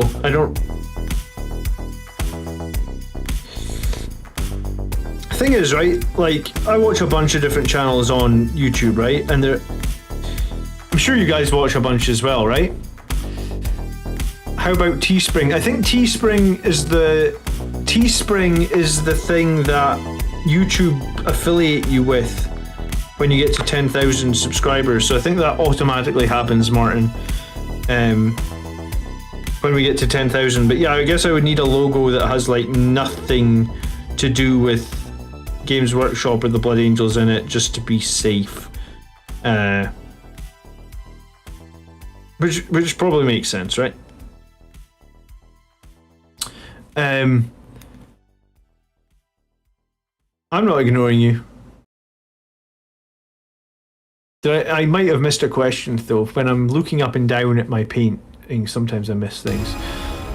Yeah, Duncan has a big channel now, and he used to work for Games Workshop, right?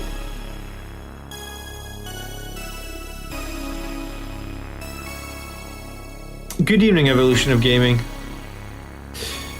Yeah, so, well, I honestly don't know what's going to happen, I guess, with YouTube channels. Like, I guess nobody does until,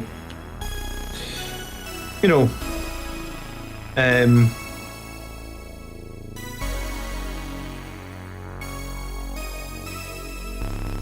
but yeah, I was going to say, so there's a Star Wars channel that's absolutely massive, right? I think it's called Star Wars Theory. And that guy makes like fan films about Star Wars. I believe he's made one with like not Luke Skywalker. He made one with like Darth Vader. And in the second one he's making, I believe, is I think it's also about Darth Vader. I don't really watch. I'm not subscribed to Star Wars Theory. I just know about him because I guess he's the biggest Star Wars, or he's one of the biggest Star Wars YouTubers. Occasionally he pops up on my timeline, right? Because occasionally I search about Star Wars stuff. I did like The Mandalorian. I do like episode 4, 5, and 6. I think you see behind me in my videos, I've got the Empire Strikes Back poster. That's like my favorite movie, Empire Strikes Back. I don't care for the prequels 1, 2, and 3. I don't care for 7, 8, and 9. I like the original 3 really. And like I said, I like The Mandalorian. I mean, maybe that makes me a little bit of like jumping on the bandwagon, but I mean, Mandalorian to me seemed pretty cool. Anyway, like this Star Wars Theory guy, right? He's making fan films for Star Wars, and he asked Disney if they could do it, and they basically said like, oh, you can do it if you make no money from it. So he basically said, right, like, I'm making this fan film. You cannot support the fan film in any way, right? You cannot give me money for it. You cannot invest in it. You cannot do that. Which makes sense, right? But at the end of it, the caveat is like, but you can support me on Patreon, right? Because like, there's nothing to say where that money that he gets from Patreon goes, right? Like, for some people, if you get money on Patreon, I don't know, you spend it on a household bill, you spend it on shopping, you spend it on your family, you know, like, generally content creators are creating content, one, because they love the thing that they're creating content about, but two is, like, maybe they need some cash, right? Like, everybody needs cash to live. So I'm sure that guy with his 3 million subscribers, like, he doesn't have a day job anymore. If he does, you know, maybe I'm wrong, but if you've got 3 million subscribers, you can probably live off your YouTube money. I would imagine you can, right? So like, he's making this fan film, and he said that like, if you want to support him and his channel, you can do that. So I guess like, you can support him, and then if he wants to spend the money on the fan film, he'll spend the money on the fan film, and there's nothing that Disney can do to stop him doing that. But yeah, I mean, it's just a crazy mess at the moment. I really don't know what's going to happen. I will be super sad though, right? Like, if I'm not allowed to do what I do on my channel anymore, like the battle reports, the the breakdowns of units, because like it did say in those terms and conditions you're not allowed to share any of the stats from any of their books, which I thought was a bit weird, because there's literally YouTubers that like they send those books to do reviews on, right? But yeah, so if I'm not allowed to do what I'm doing currently, if they message me and tell me I can't do that, then shouldn't, you know, like, I guess my first reaction is like shit, and then my second reaction is like I'll probably still do something with minis, right? I guess it won't be Games Workshop minis, but I'll still do something with minis. Yeah, I actually did think that they might make me change the name Steel Rain. I did try and check if Blood Angels was copyrighted in the UK, and I couldn't actually find that it was copyrighted, so to speak. Like Astartes and you know, those sort of names were copyrighted, but like I couldn't find if Blood Angels was copyrighted. That's why the logo in the channels actually says BA Commander and not Blood Angels Commander, because I figured like if they sent me a letter and said like, hey, you can't have your name as the Blood Angels Commander, then I'll just change it. And when I actually said that to like Brett, I'm sure some of you guys know Brett because we hang out and he occasionally plays on the channel. Brett was like, well, BA could just be Badass Commander. And I was like, oh, okay, Brett, yeah, I guess. So if one day the channel name changes to Badass Commander, you'll know that I've been told that I'm not allowed to be the Blood Angels Commander anymore. If anyone's got a better suggestion though, I'm happy to hear it, right? Patreon is for support payments, not an exchange of goods. Yeah, so it's really strange, right? Like, I guess that Star Wars channel is a good example, right? So people are paying that Star Wars channel, or people are paying to support that Star Wars channel, but he's spending the money to make Star Wars fan films with actors and shit, right? Like, I don't know if you've seen his last fan film. I think Badass Commander says Badass, thanks man. But like it was like a 15-minute video with like special effects and force lightning and all that sort of stuff you would expect from like the end of like whatever Star Wars movie that was, Return of the Jedi, right? So yeah, I mean I literally caught in one of his live streams where he said like, Disney said you cannot support my new fan film, but you can support me on Patreon. So it's very weird, I guess.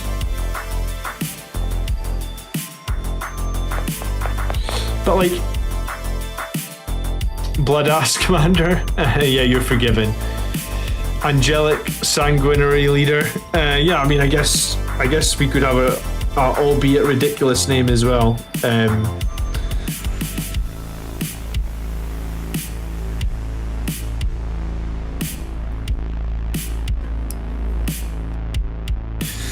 What can you do, I guess? I mean, I think the reason that animation channel shut down, he's just scared that Games Workshop can come after him, I guess, and there's nothing he can do to fight it, and he's got a family to look after and stuff. Yeah. It could just be BA Commander and that's it. Yeah, I suppose it could just be BA Commander, you're right. But like, my view of the whole situation was like, I was going to try not let it bother me. I was going to try not worry. I was just going to continue to do my thing and we'll see what happens, right? But when I read it and it said like, you can't share any of the stats for any of the books, I was like, well, that's going to be a problem, because how the hell am I going to do like an army list show?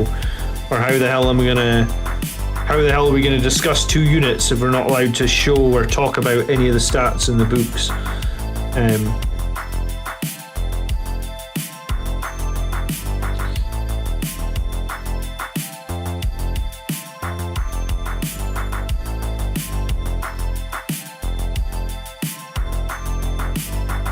Yeah, B.A. Baracus.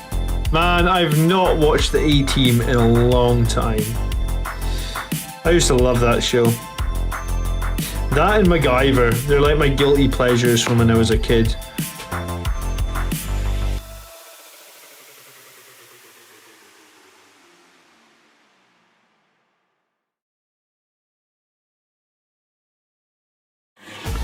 The music for the A-Team at the start of every episode was great as well, wasn't it? If you have a problem, if no one else can help.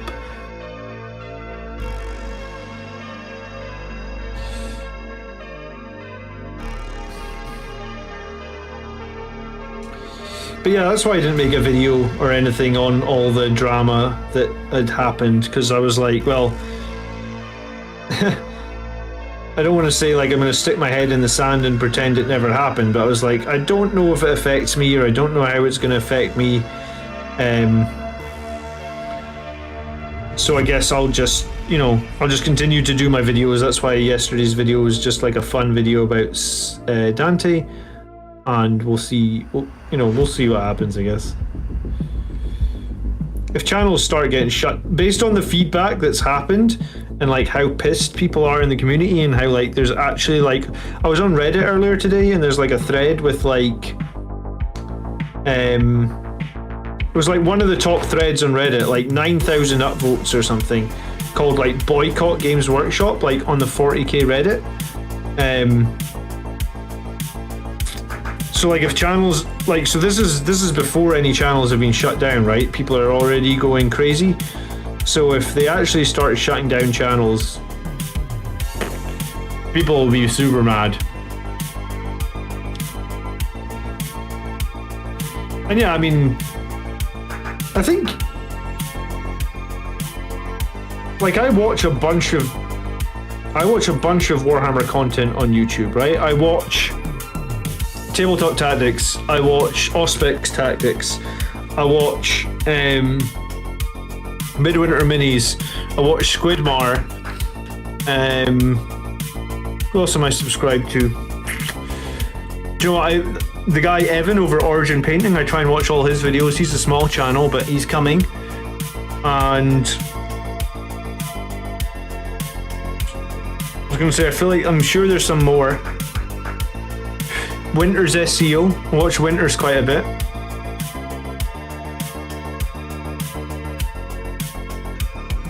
Watch Vanguard Tactics, yeah. So these are all people that I'm subscribed to. I'm subscribed to like 7 Warhammer channels, right? Maybe more.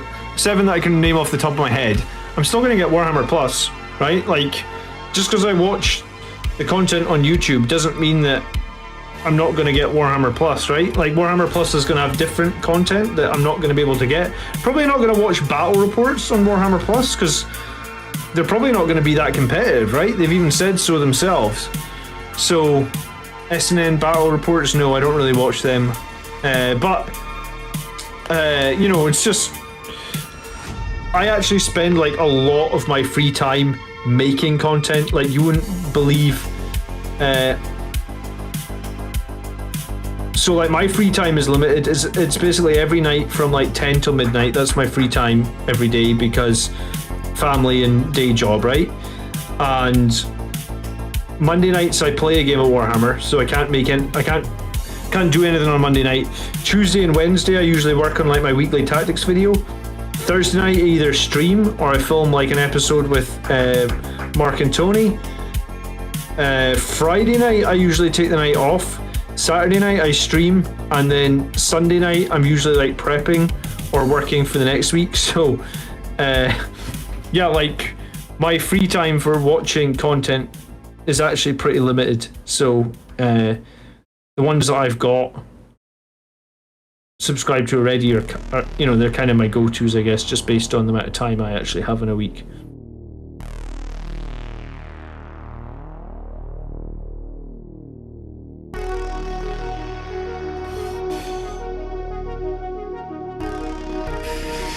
Yeah, that's a very good point, Reziel, about, you know, like, if you think about streamers playing video games all day, every day.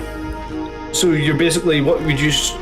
Here's the thing though, right? Your streamers and your content creators are free advertising for your product. And I guess that's what people are trying to say across, right? Like,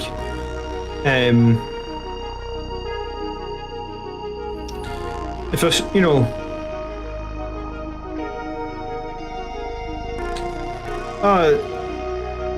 I guess we should probably try and move the topic on, because I don't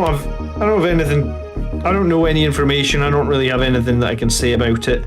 Just that I hope to still be able to do the channel, right?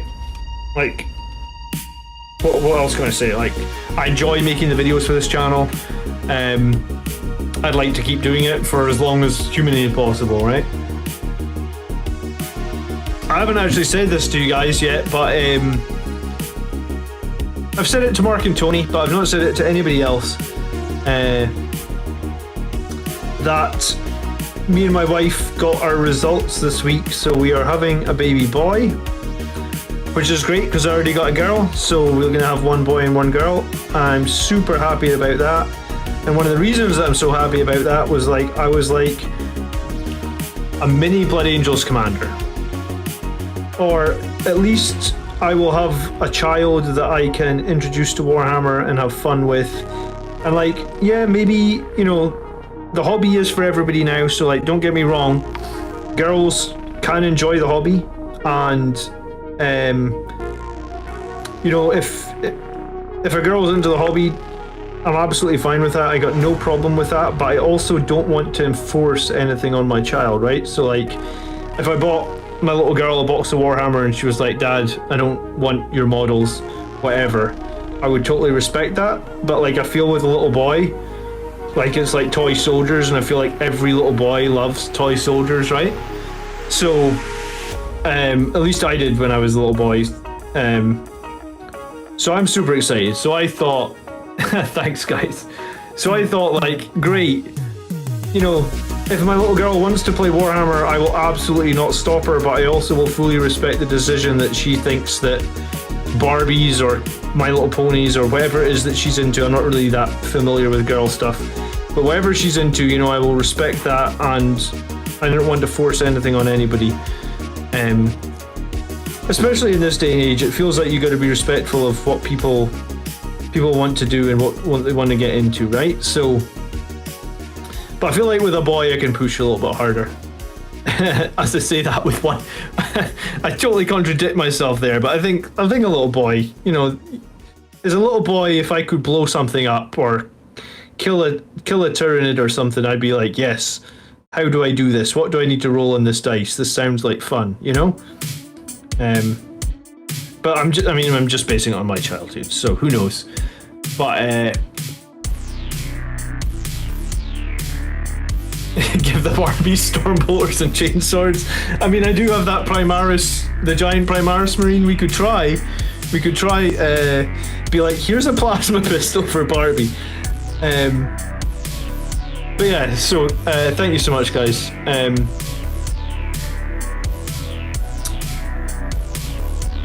But yeah, so I was, you know, like, I would like to continue this channel for a long time, and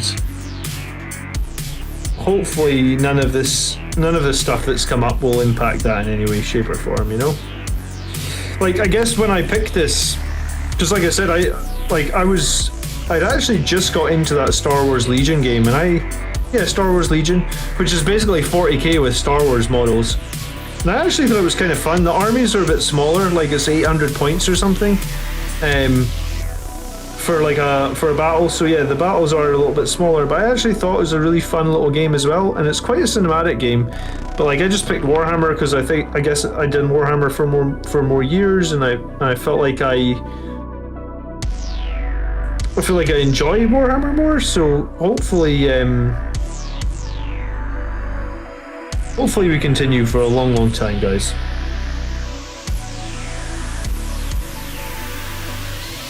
And yeah, super excited to work out if my it feels so weird saying if my son, he's not born yet, but if my son will want to be a Blood Angel, or if he'll need, you know, like maybe he wants to be a heretic, or maybe he wants to be an Imperial Fist, who knows. But that'll be a fun thing to figure out.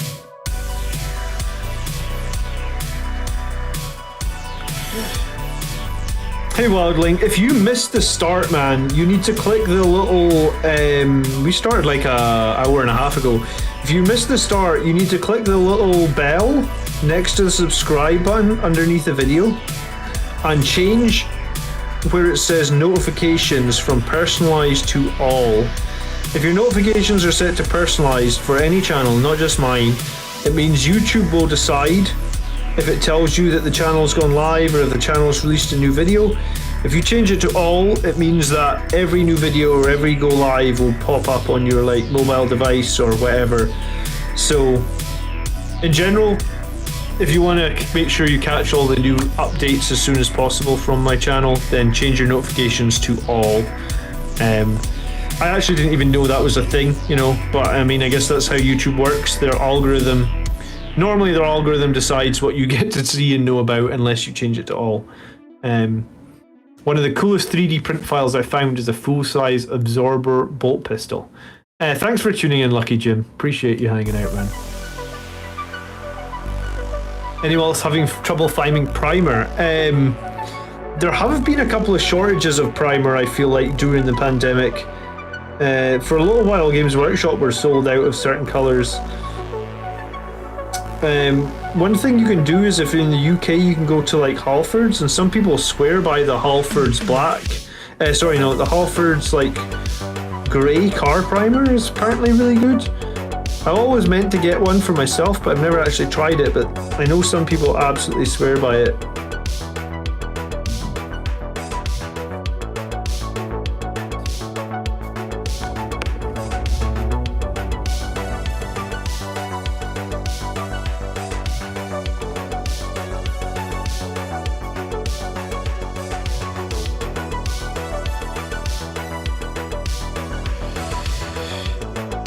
YouTube decides what they want to show you anyway. Yeah, I mean the YouTube algorithm generally decides, even if you have your notifications set to all, they'll still decide if you get to see it or not, don't they?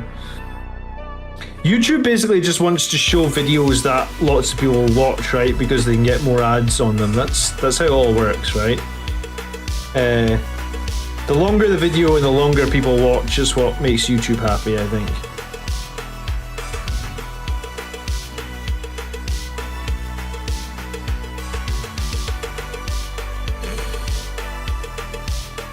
Do you think suppressors are good alternatives to Whirlwind, cheaper and don't cost a CP to turn off Overwatch? I don't know if the Overwatch thing is the strong part of the Whirlwind ban. The strong part of the Whirlwind is the fight last. Meaning that you can set, like if you know next turn you're going to be charged by a nasty enemy, you just hit them with suppression fire. I've done that before and basically ended up being able to neuter like certain close combat units completely, and I mean, yeah, the Overwatch thing is nice, but like it's not why I pick a Whirlwind generally. I pick the Whirlwind for the it is that, you know, I do pick it for the same stratagem, the suppression fire stratagem obviously, but like it's not for the Overwatch part of it typically. But I mean, if you're up against an army that you feel like you're struggling against and you need to turn off Overwatch against, and remember, suppressors only turn off Overwatch from infantry. But if that's going to be valuable to you, then yeah, I've got no problem with suppressors. I mean, you only need to make a single hit, right, to turn off the Overwatch, and you've got 9 shots. So I feel like on average you'll generally turn off Overwatch there if you want to, or not if you want to. The Halford's grey plastic primer works well.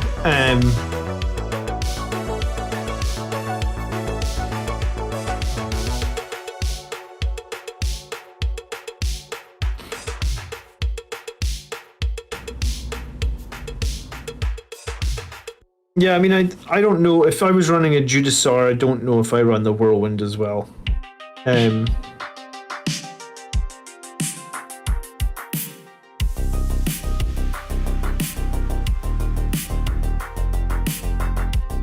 I actually don't think the Whirlwind brings much beyond the fight last. So yeah, I mean, if you're already getting that off another character or another, because the Whirlwind generally does very little damage, right?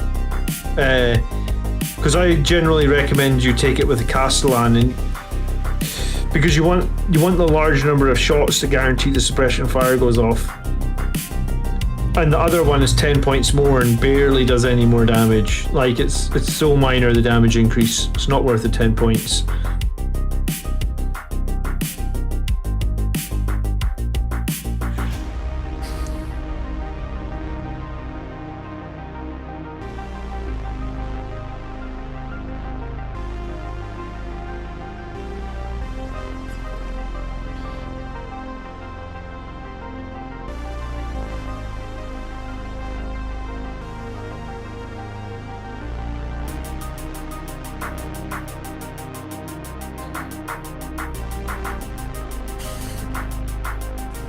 I've been doing the double fight last thing. It's not as good as it sounds.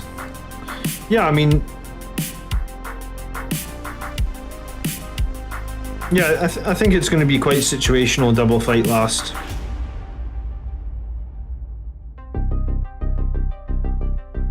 And I think that if you're going to take the Judiciar, or the Judiciar, I feel like you need to take Selfless Valor on him, right? So you have to pay a CP to include that. If you don't take that,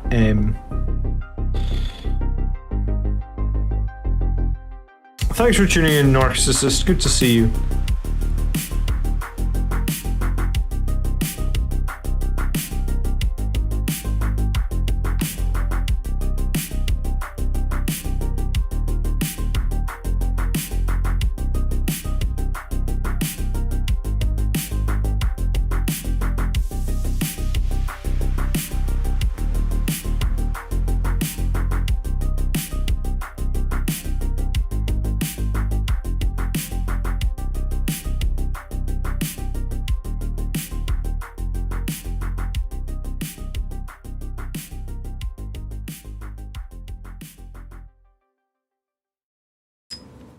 Good evening, Scott.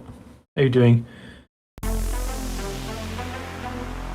Yeah, I mean, the changes to the fight first and fight last rules means that probably if you have like one fight first and one fight last in your list, that's probably all you need. Because beyond that, you probably end up just not being able to fully utilize them, right?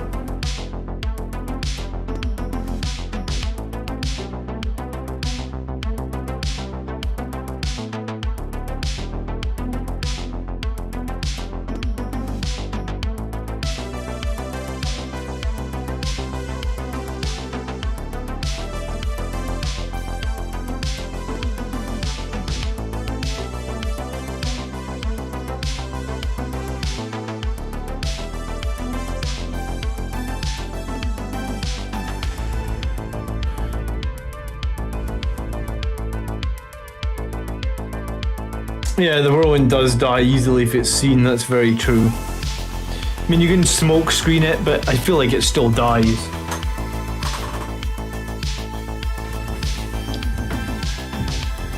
Against friggin' overpowered Morgan Val, it dies all too often, I get for my list anyway.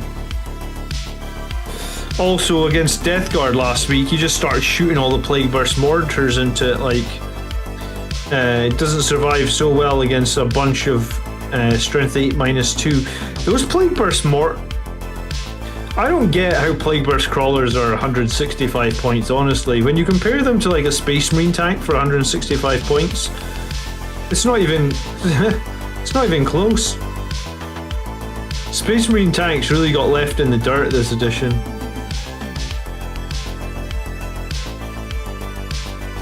It's Morgan fail. Someone posted on one of the video comments today saying that they thought Morgan's rules was toxic, how badly overpowered they were. I shared it to Andrew and he was like, I don't know what you're talking about.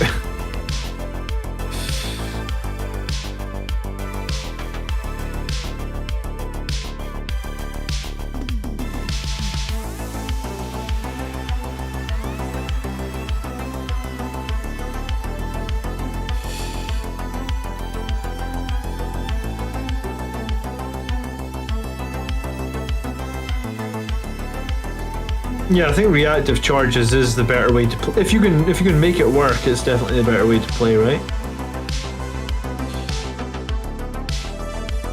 It also tends to mean your units aren't so exposed.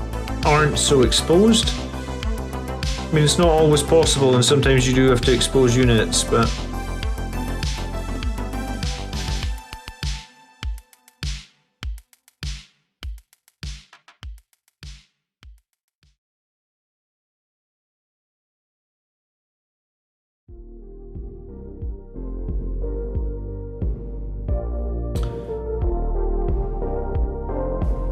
Yeah, I honestly don't know how they like, it was a problem with Gilliman when he let them reroll hits and wounds, right?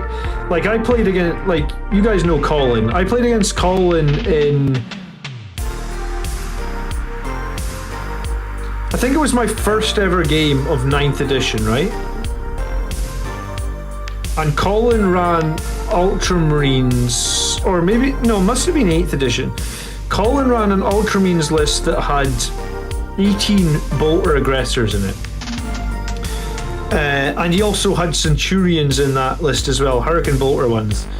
And I think Colin said, and this, I could be wrong here, but I think he said that his list gave him over 500 bolter shots per turn, right? And sure, I mean, they're bolters, right? So they're just strength 4 and there's like no AP on them.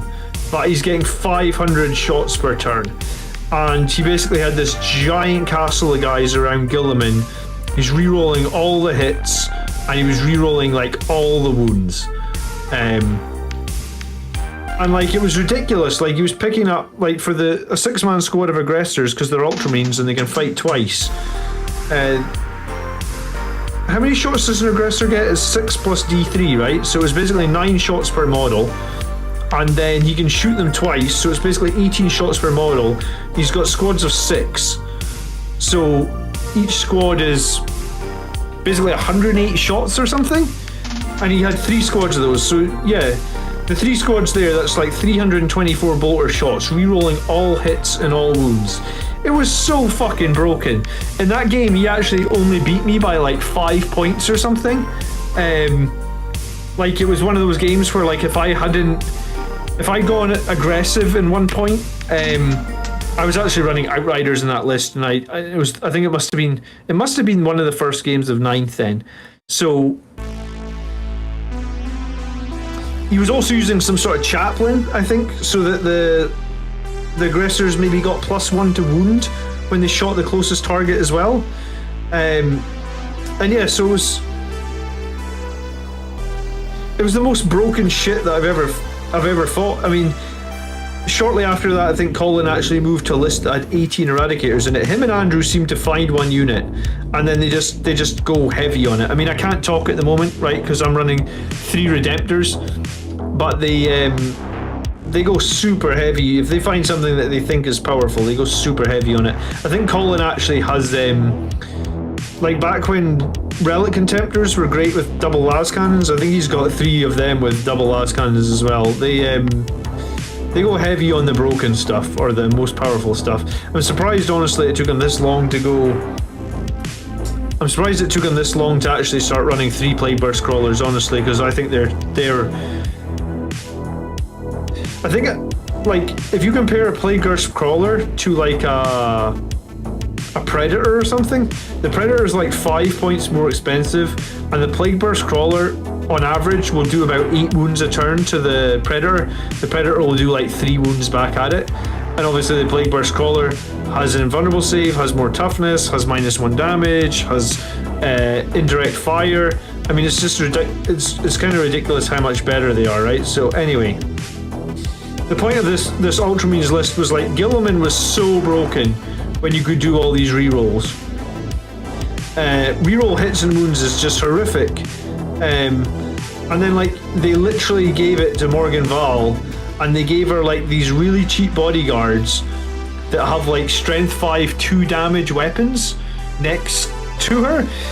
So like those bodyguards that Andrew runs like 2 squads of 10 on, if he gives them reroll hits and wounds, you end up with like 40 attacks on them, bursting 6s, so, and let's say 88% chance to hit, and then 88% chance to wound. So 40 attacks, 88% chance to hit, that's like 35 hits. 88% chance to wound, that's like 30 wounds. So go ahead and take 30 minus 2 saves, and each failed save is 2 damage. Like, how is that on a 14 point per model unit? Like, so I'm really confused why they gave Morgan Val reroll hits and wounds when they tried that shit already on Gilliman, and when it was on Gilliman, yeah, I mean, like,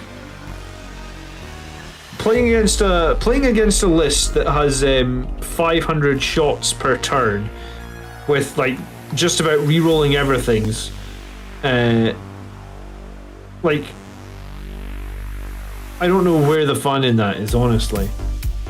I mean, like I said, I was really close to beating it. It would have been really a sucker punch if I did beat it, but still, when they had it set up like that, it felt like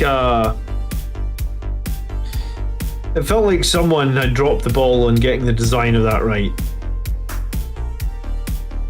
because that was just stupid, I guess. BA requires good positioning and smart play. Yeah, at the moment, against that sisters list with the fight last in there as well, you can't even charge that bubble, right? If you charge that bubble, you just lose whatever squad you charge in with, unless you can end the charge out with range of that character that will make you fight last, I guess.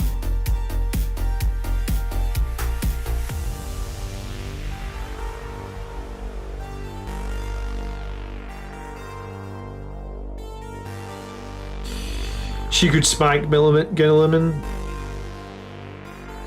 Yeah, it'd be quite interesting to know, actually, if you had Morgan Val fight Gilliman, how it goes. Because Gilliman's sword is really good, right? Like, it's... I believe it's the Sword of the Emperor, like 4 damage, and 6s do mortals, I think. Like, his sword's generally really, really good, but I guess... what's Morgan Val? Half, all the damage is halved. I guess she's got a 4-up shrug against mortals. And she just have her 4-up save against the sword, so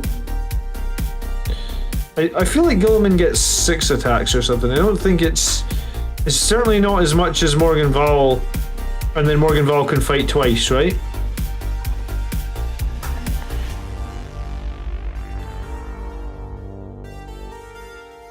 The reason Sisters is so powerful due to politics right now, I think it's just that they're the new...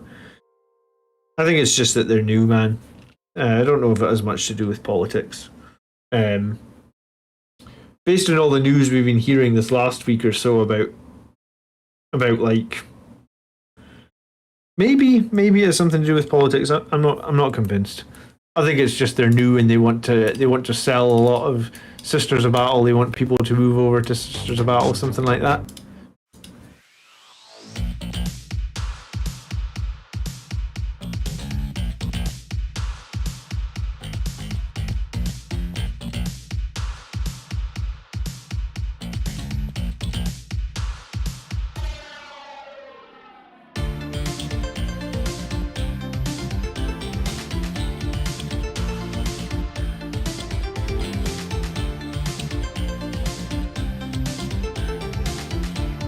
Why does the demonic sword that kills demons not ignore demonic invulnerable saves? I mean, that's probably a good question. That might actually make him a little bit more balanced. I feel like the guys that do the rules don't necessarily know the lore, or vice versa, right? Because that's what I said in the Dante video this week. Like, there's that paragraph in the Codex that talks about, like, Primaris units love jump packs, and then there's like, but they can't wear any of them.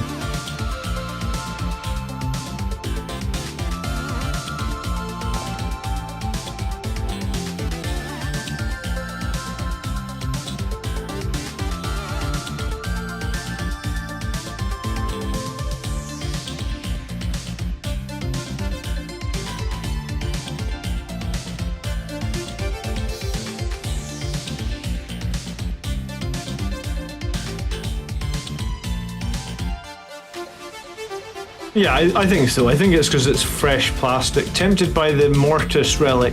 I ran Quake bolts on him this week, Highland, and I actually thought it was legit. I don't know if you... I mean...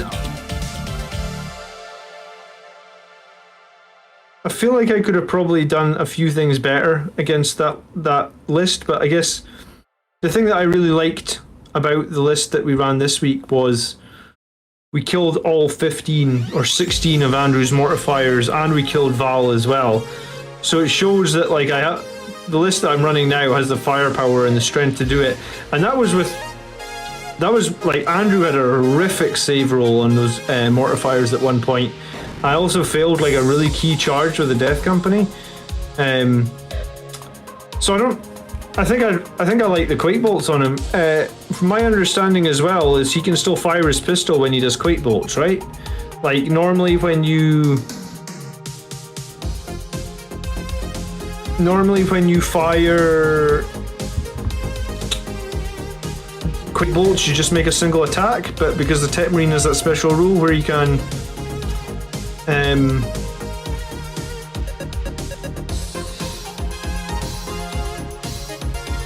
what's the special rule? He can shoot both his weapons, right? So like I feel like I'm allowed to shoot my pistol as well as a Quake Bolt from my bolter. I think that's pretty cool. Because I guess Quake Bolts usually ends your shooting, right? Buying GW stock is the right game. Yeah, I mean, I don't have any GW stock. It's probably not a bad idea.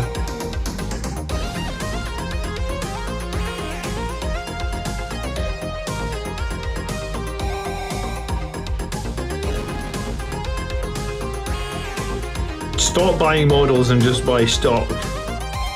For a little while, I guess.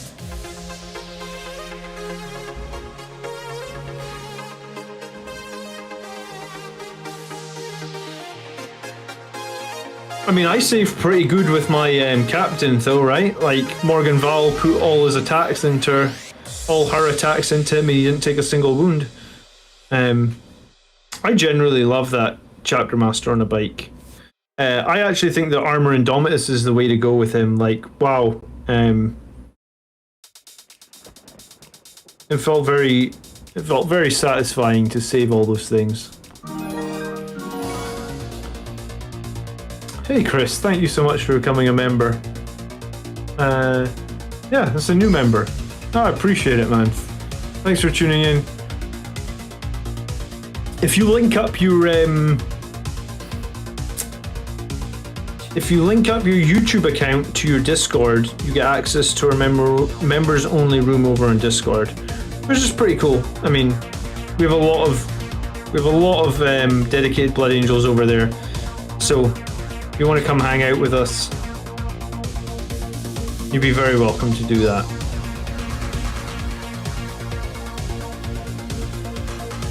Oh, resub actually. Oh, it just popped up in the bottom corner. There was a member. Sometimes when it's multiple an additional membership, it pops up like member ×2 or something. I don't really know how that works. So I guess some people it says member ×2, some people it doesn't.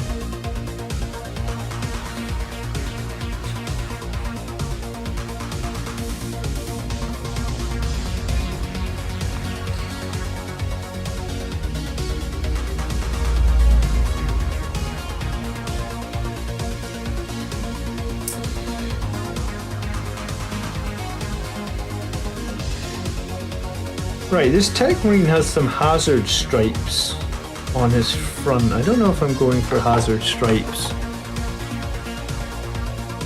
Like, there's a hazard stripe here, and one on that side, and then one on his wrist as well. I'm probably not going to do hazard stripes on these.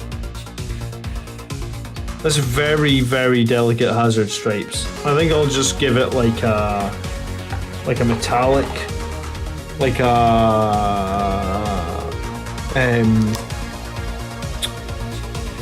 brass scorpion or something would probably be the closest. So I'm just going to paint it brown for the moment, and then I'll paint brass scorpion over it, I think. I do stripes on the chain swords, you know, because chain swords at least have a little bit of real estate to work with. These sort of little pipes like that, like, if I tried to do hazard stripes on these, I'd be back and forth a million times trying to get it right, so I will not bother.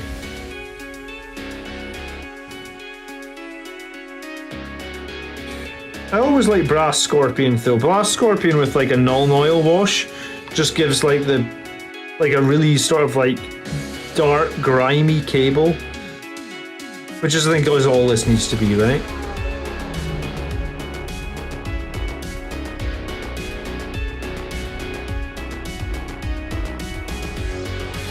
So it's like 10 to midnight, guys. I'm going to wrap it up at midnight.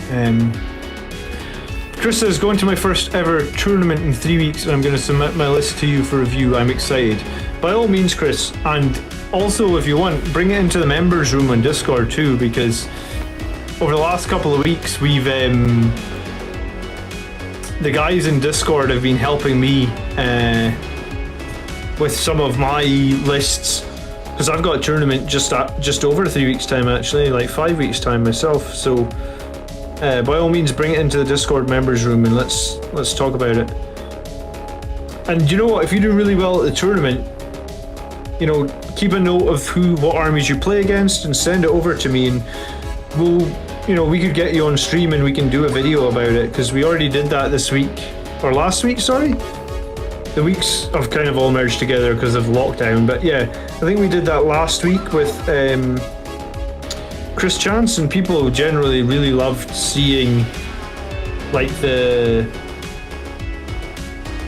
people loved getting the feedback from, like, someone that's gone to a tournament. Rules as written, Quake bolts plus the pistol is legit. Yeah, I mean, I thought it seemed fine when I read it.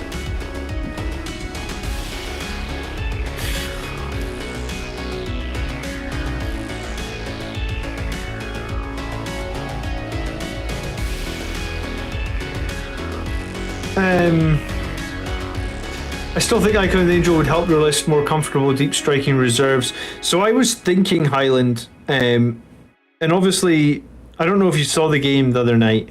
I think you were in the channel, but honestly, when I'm playing some of those games and I'm really trying to win, I find it so hard. I suck at multitasking, honestly.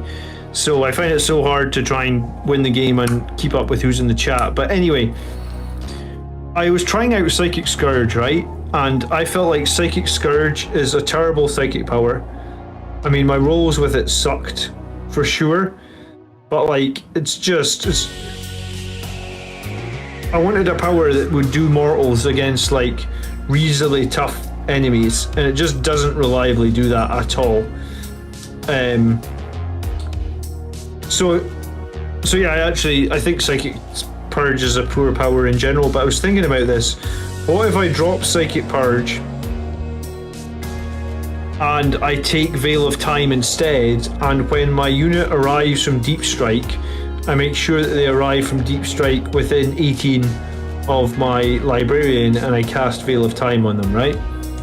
And I guess there's two interesting things with that, right? Is one, you get to reroll a charge, but two, you also get Fight First, which means that if you fail the charge, if the enemy's going to then charge you, you at least basically get that sort of like free interrupt, I guess, or like, you know, you can pick a unit, because it'll be in the Fight First section, right? So the enemy would pick one unit and then you would get to pick one unit. So that was going to be my plan there. We were going to drop off the Psychic Scourge. It did nothing. I don't like it as a power. I don't think it's reliable.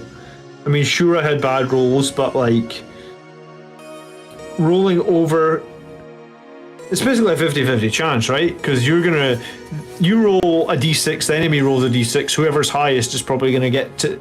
If you're higher, you do mortal wounds. If you're lower, you do nothing. Covered in Bees says, video thought, I've been trying to work out if a Death Company Lieutenant with Jump Pack and either 2 times Lightning plus Master Crafted, Teeth of Terra or Hammer of Baal, can't work out if it's worth it. I wouldn't run a Death Company Lieutenant with like relics and shit like that, because you get some invulnerable save, and like that's a lot of investment on a unit that has literally no way to survive. I mean, why not? Like, what have you got against running the captain?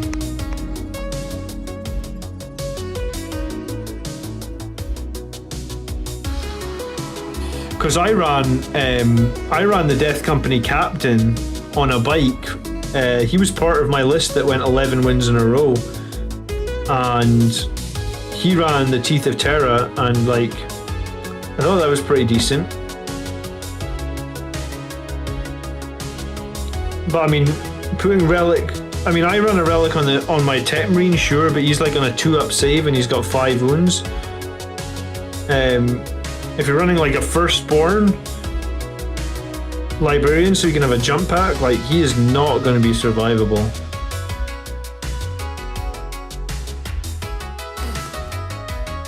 Hey D King, how you doing? I'm just fixing to finish here in a few minutes. It's just coming up to midnight.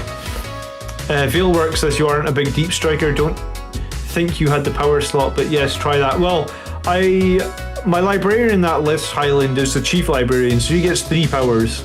So he can have Psychic Fortress, Null Zone, and one other. And after trying, I'd never tried Psychic Scourge before. I guess I kind of picked it because I thought it would be good against Andrew's sister's list. I guess part of the reason was like I never picked it. Part of the other reason was I thought it would be quite good against sisters. But I guess the other part of it was as well, like I just had a 3rd power. Like the main force of that Psyker is like Null Zone and Psychic Fortress. It's not so important what the 3rd power is, but like if I could. The thing about Psychic Fortress and Null Zone, right, is they're kind of mutually exclusive, right? You either cast one or you cast the other. You can't. Well, you could cast both, but it's pointless, right? So potentially you're either casting Psychic Fortress or Null Zone, and then you could cast the Veil of Time on any unit that's arriving from Deep Strike, just to. I mean, that would be actually better than something like Icon of the Angel, right? Because assuming there's a little bit of unreliability in the Psychic cast, because there is, right? Whereas Icon of the Angel would be reliable, like it would always give you the reroll. Whereas like with a Psychic test it could fail or etc. But yeah, that's a good point as well, Adam. You could combo up to get rid of any negatives on the charge. So you're basically giving yourself that 8-inch charge with a reroll. And if you don't make the charge, at least you're still fighting first. So that's going to be my plan for the next game. I think that makes I think in some ways what that does is it makes it easier for me to know when to deep strike as well. Because it's like, I could deep strike 2 units in turn 2, right? And I know that I need 1 CP to reroll one of them. Or I could deep strike 1 unit in turn 2 and 1 unit in turn 3, and assuming that I can place them within range of the librarian, I don't need any. I don't need to save any CP for that. Do you know what? I'm doing this guy's bionic hand, and I cannot help but feel like it's the hand from that Terminator movie. You know, when Arnold cuts his flesh away and he's like, "Here's my hand," and it's all ball joints and stuff. That is this hand right here.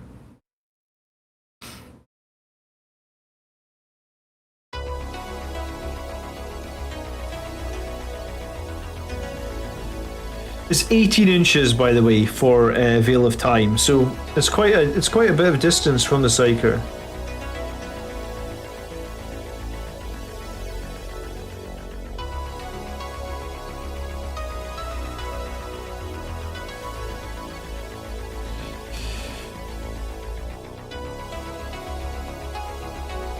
What about a Dread Drop Pod? I don't actually own a Dread Drop Pod, plus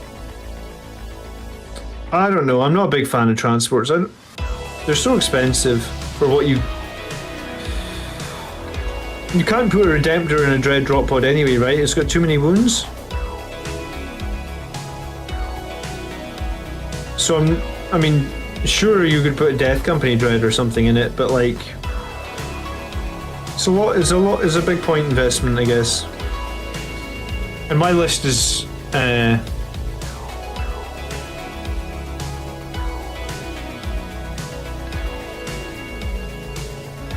Techmarine should be called Steve Austin. Paint it like it's Arnold's hand. Yeah, maybe we should have given him an uncovered head with like a yelling face. That would have been better, would it?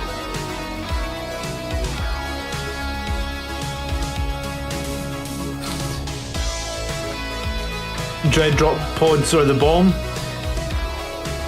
Do you know what? I have so many things I want to buy right now. I don't dislike the Dreadnought drop pod. I don't know when I ever get to a point where I'm finished buying or painting Blood Angels. Like, I don't know when that point is. Probably not for a long time. And I have so much already done, it's ridiculous. I'm going to just finish up a little bit metal on this hand, and then I'm going to call it a night, guys. But we're going to be back tomorrow for the Army List show, as always. And then on Monday night, something slightly different on Monday. It's going to be, I think, well, two things. I think Andrew and Colin are going to play a game on Monday night on the Plastic Crackheads channel. So if you want to hang out with them and have a less serious game, I guess, because they're a bit more jokey and whatever you want to call it, you could do that. Or here on the Blood Angels Commander channel, I have like a game that you guys haven't seen before, unless of course you're a member of the Plastic Crackheads channel. Then some of you might have seen it, but I've got an older game that was filmed over there. So there still will be a game on Monday, but it's not going to be live this week, so.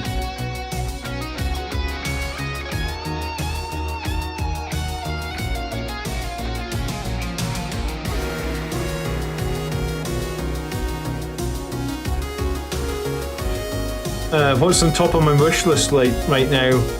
Probably a Death Company Dreadnought, because the one that I've got, I've made the wrong way round.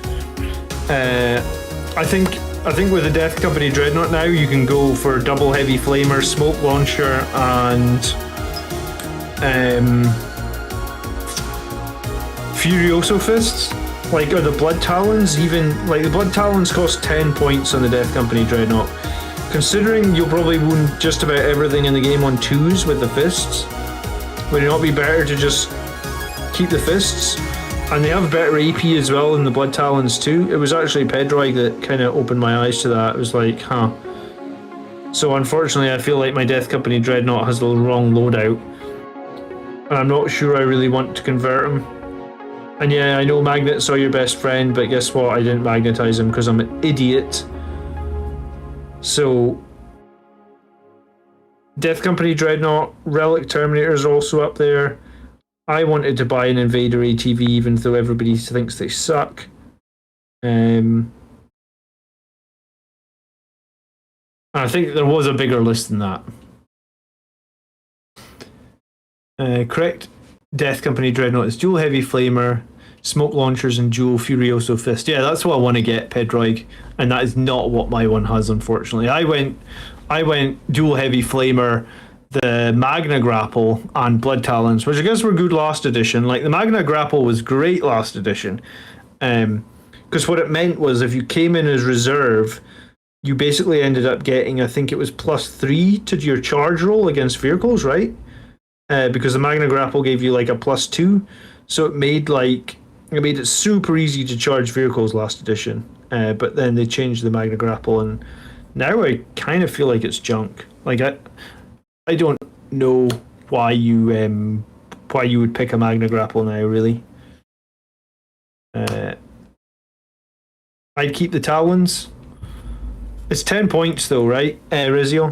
To take Talons, and the Talons, you're basically only going to reroll your ones, right? Because you're strength 10 with +1 to wounds. So 10 points to reroll ones and have 1 less AP.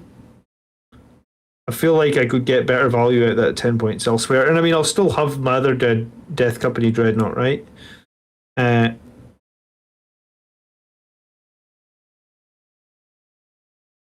guess it depends. It depends on how early you want to get the Death Company Dreadnought in combat. Because if you want to get them in combat early in the game, then I think the -3 from the Furiosos might be better. But I mean, it's just a might. I haven't run it. I haven't tried it. But I think I probably will try that next.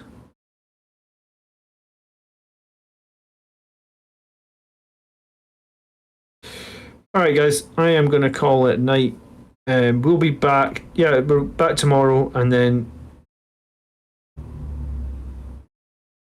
4 o'clock UK time, looking at 4 army lists, community submitted army lists. So if you want to check us out, nobody knows why to take the grapple now.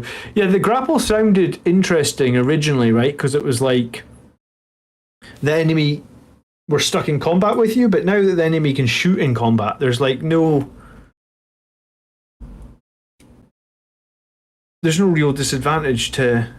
I don't know. I don't know the point of the grapple anymore. It feels like it's the wrong. I don't know. I literally have no reason. I built mine with a grapple as well, so it would be like ripping the whole model apart, which I don't want to do. So I think a new Death Company Dreadnought. I think if I don't stick the arms on, then I have the choice to, if they ever make the grapple good again, then I can rip the 2 arms off, put them on the other Death Company Dreadnought, and then I have a choice of either the fists or the talons. But yeah, I hope you enjoyed the stream, guys. If you did, hit that like button. If not, I mean, you can hit dislike too. That's cool. I totally understand if you dislike it. I will hopefully catch some of you guys tomorrow. Thanks again for watching. I hope you have a good Saturday night, and hopefully we can continue doing this channel for a long period of time, you know? Put all the drama behind us and just keep going. So, make grapple great again. I like it. Yeah, make Death Company great again. All right, see you guys tomorrow. By the blood are we made. Peace.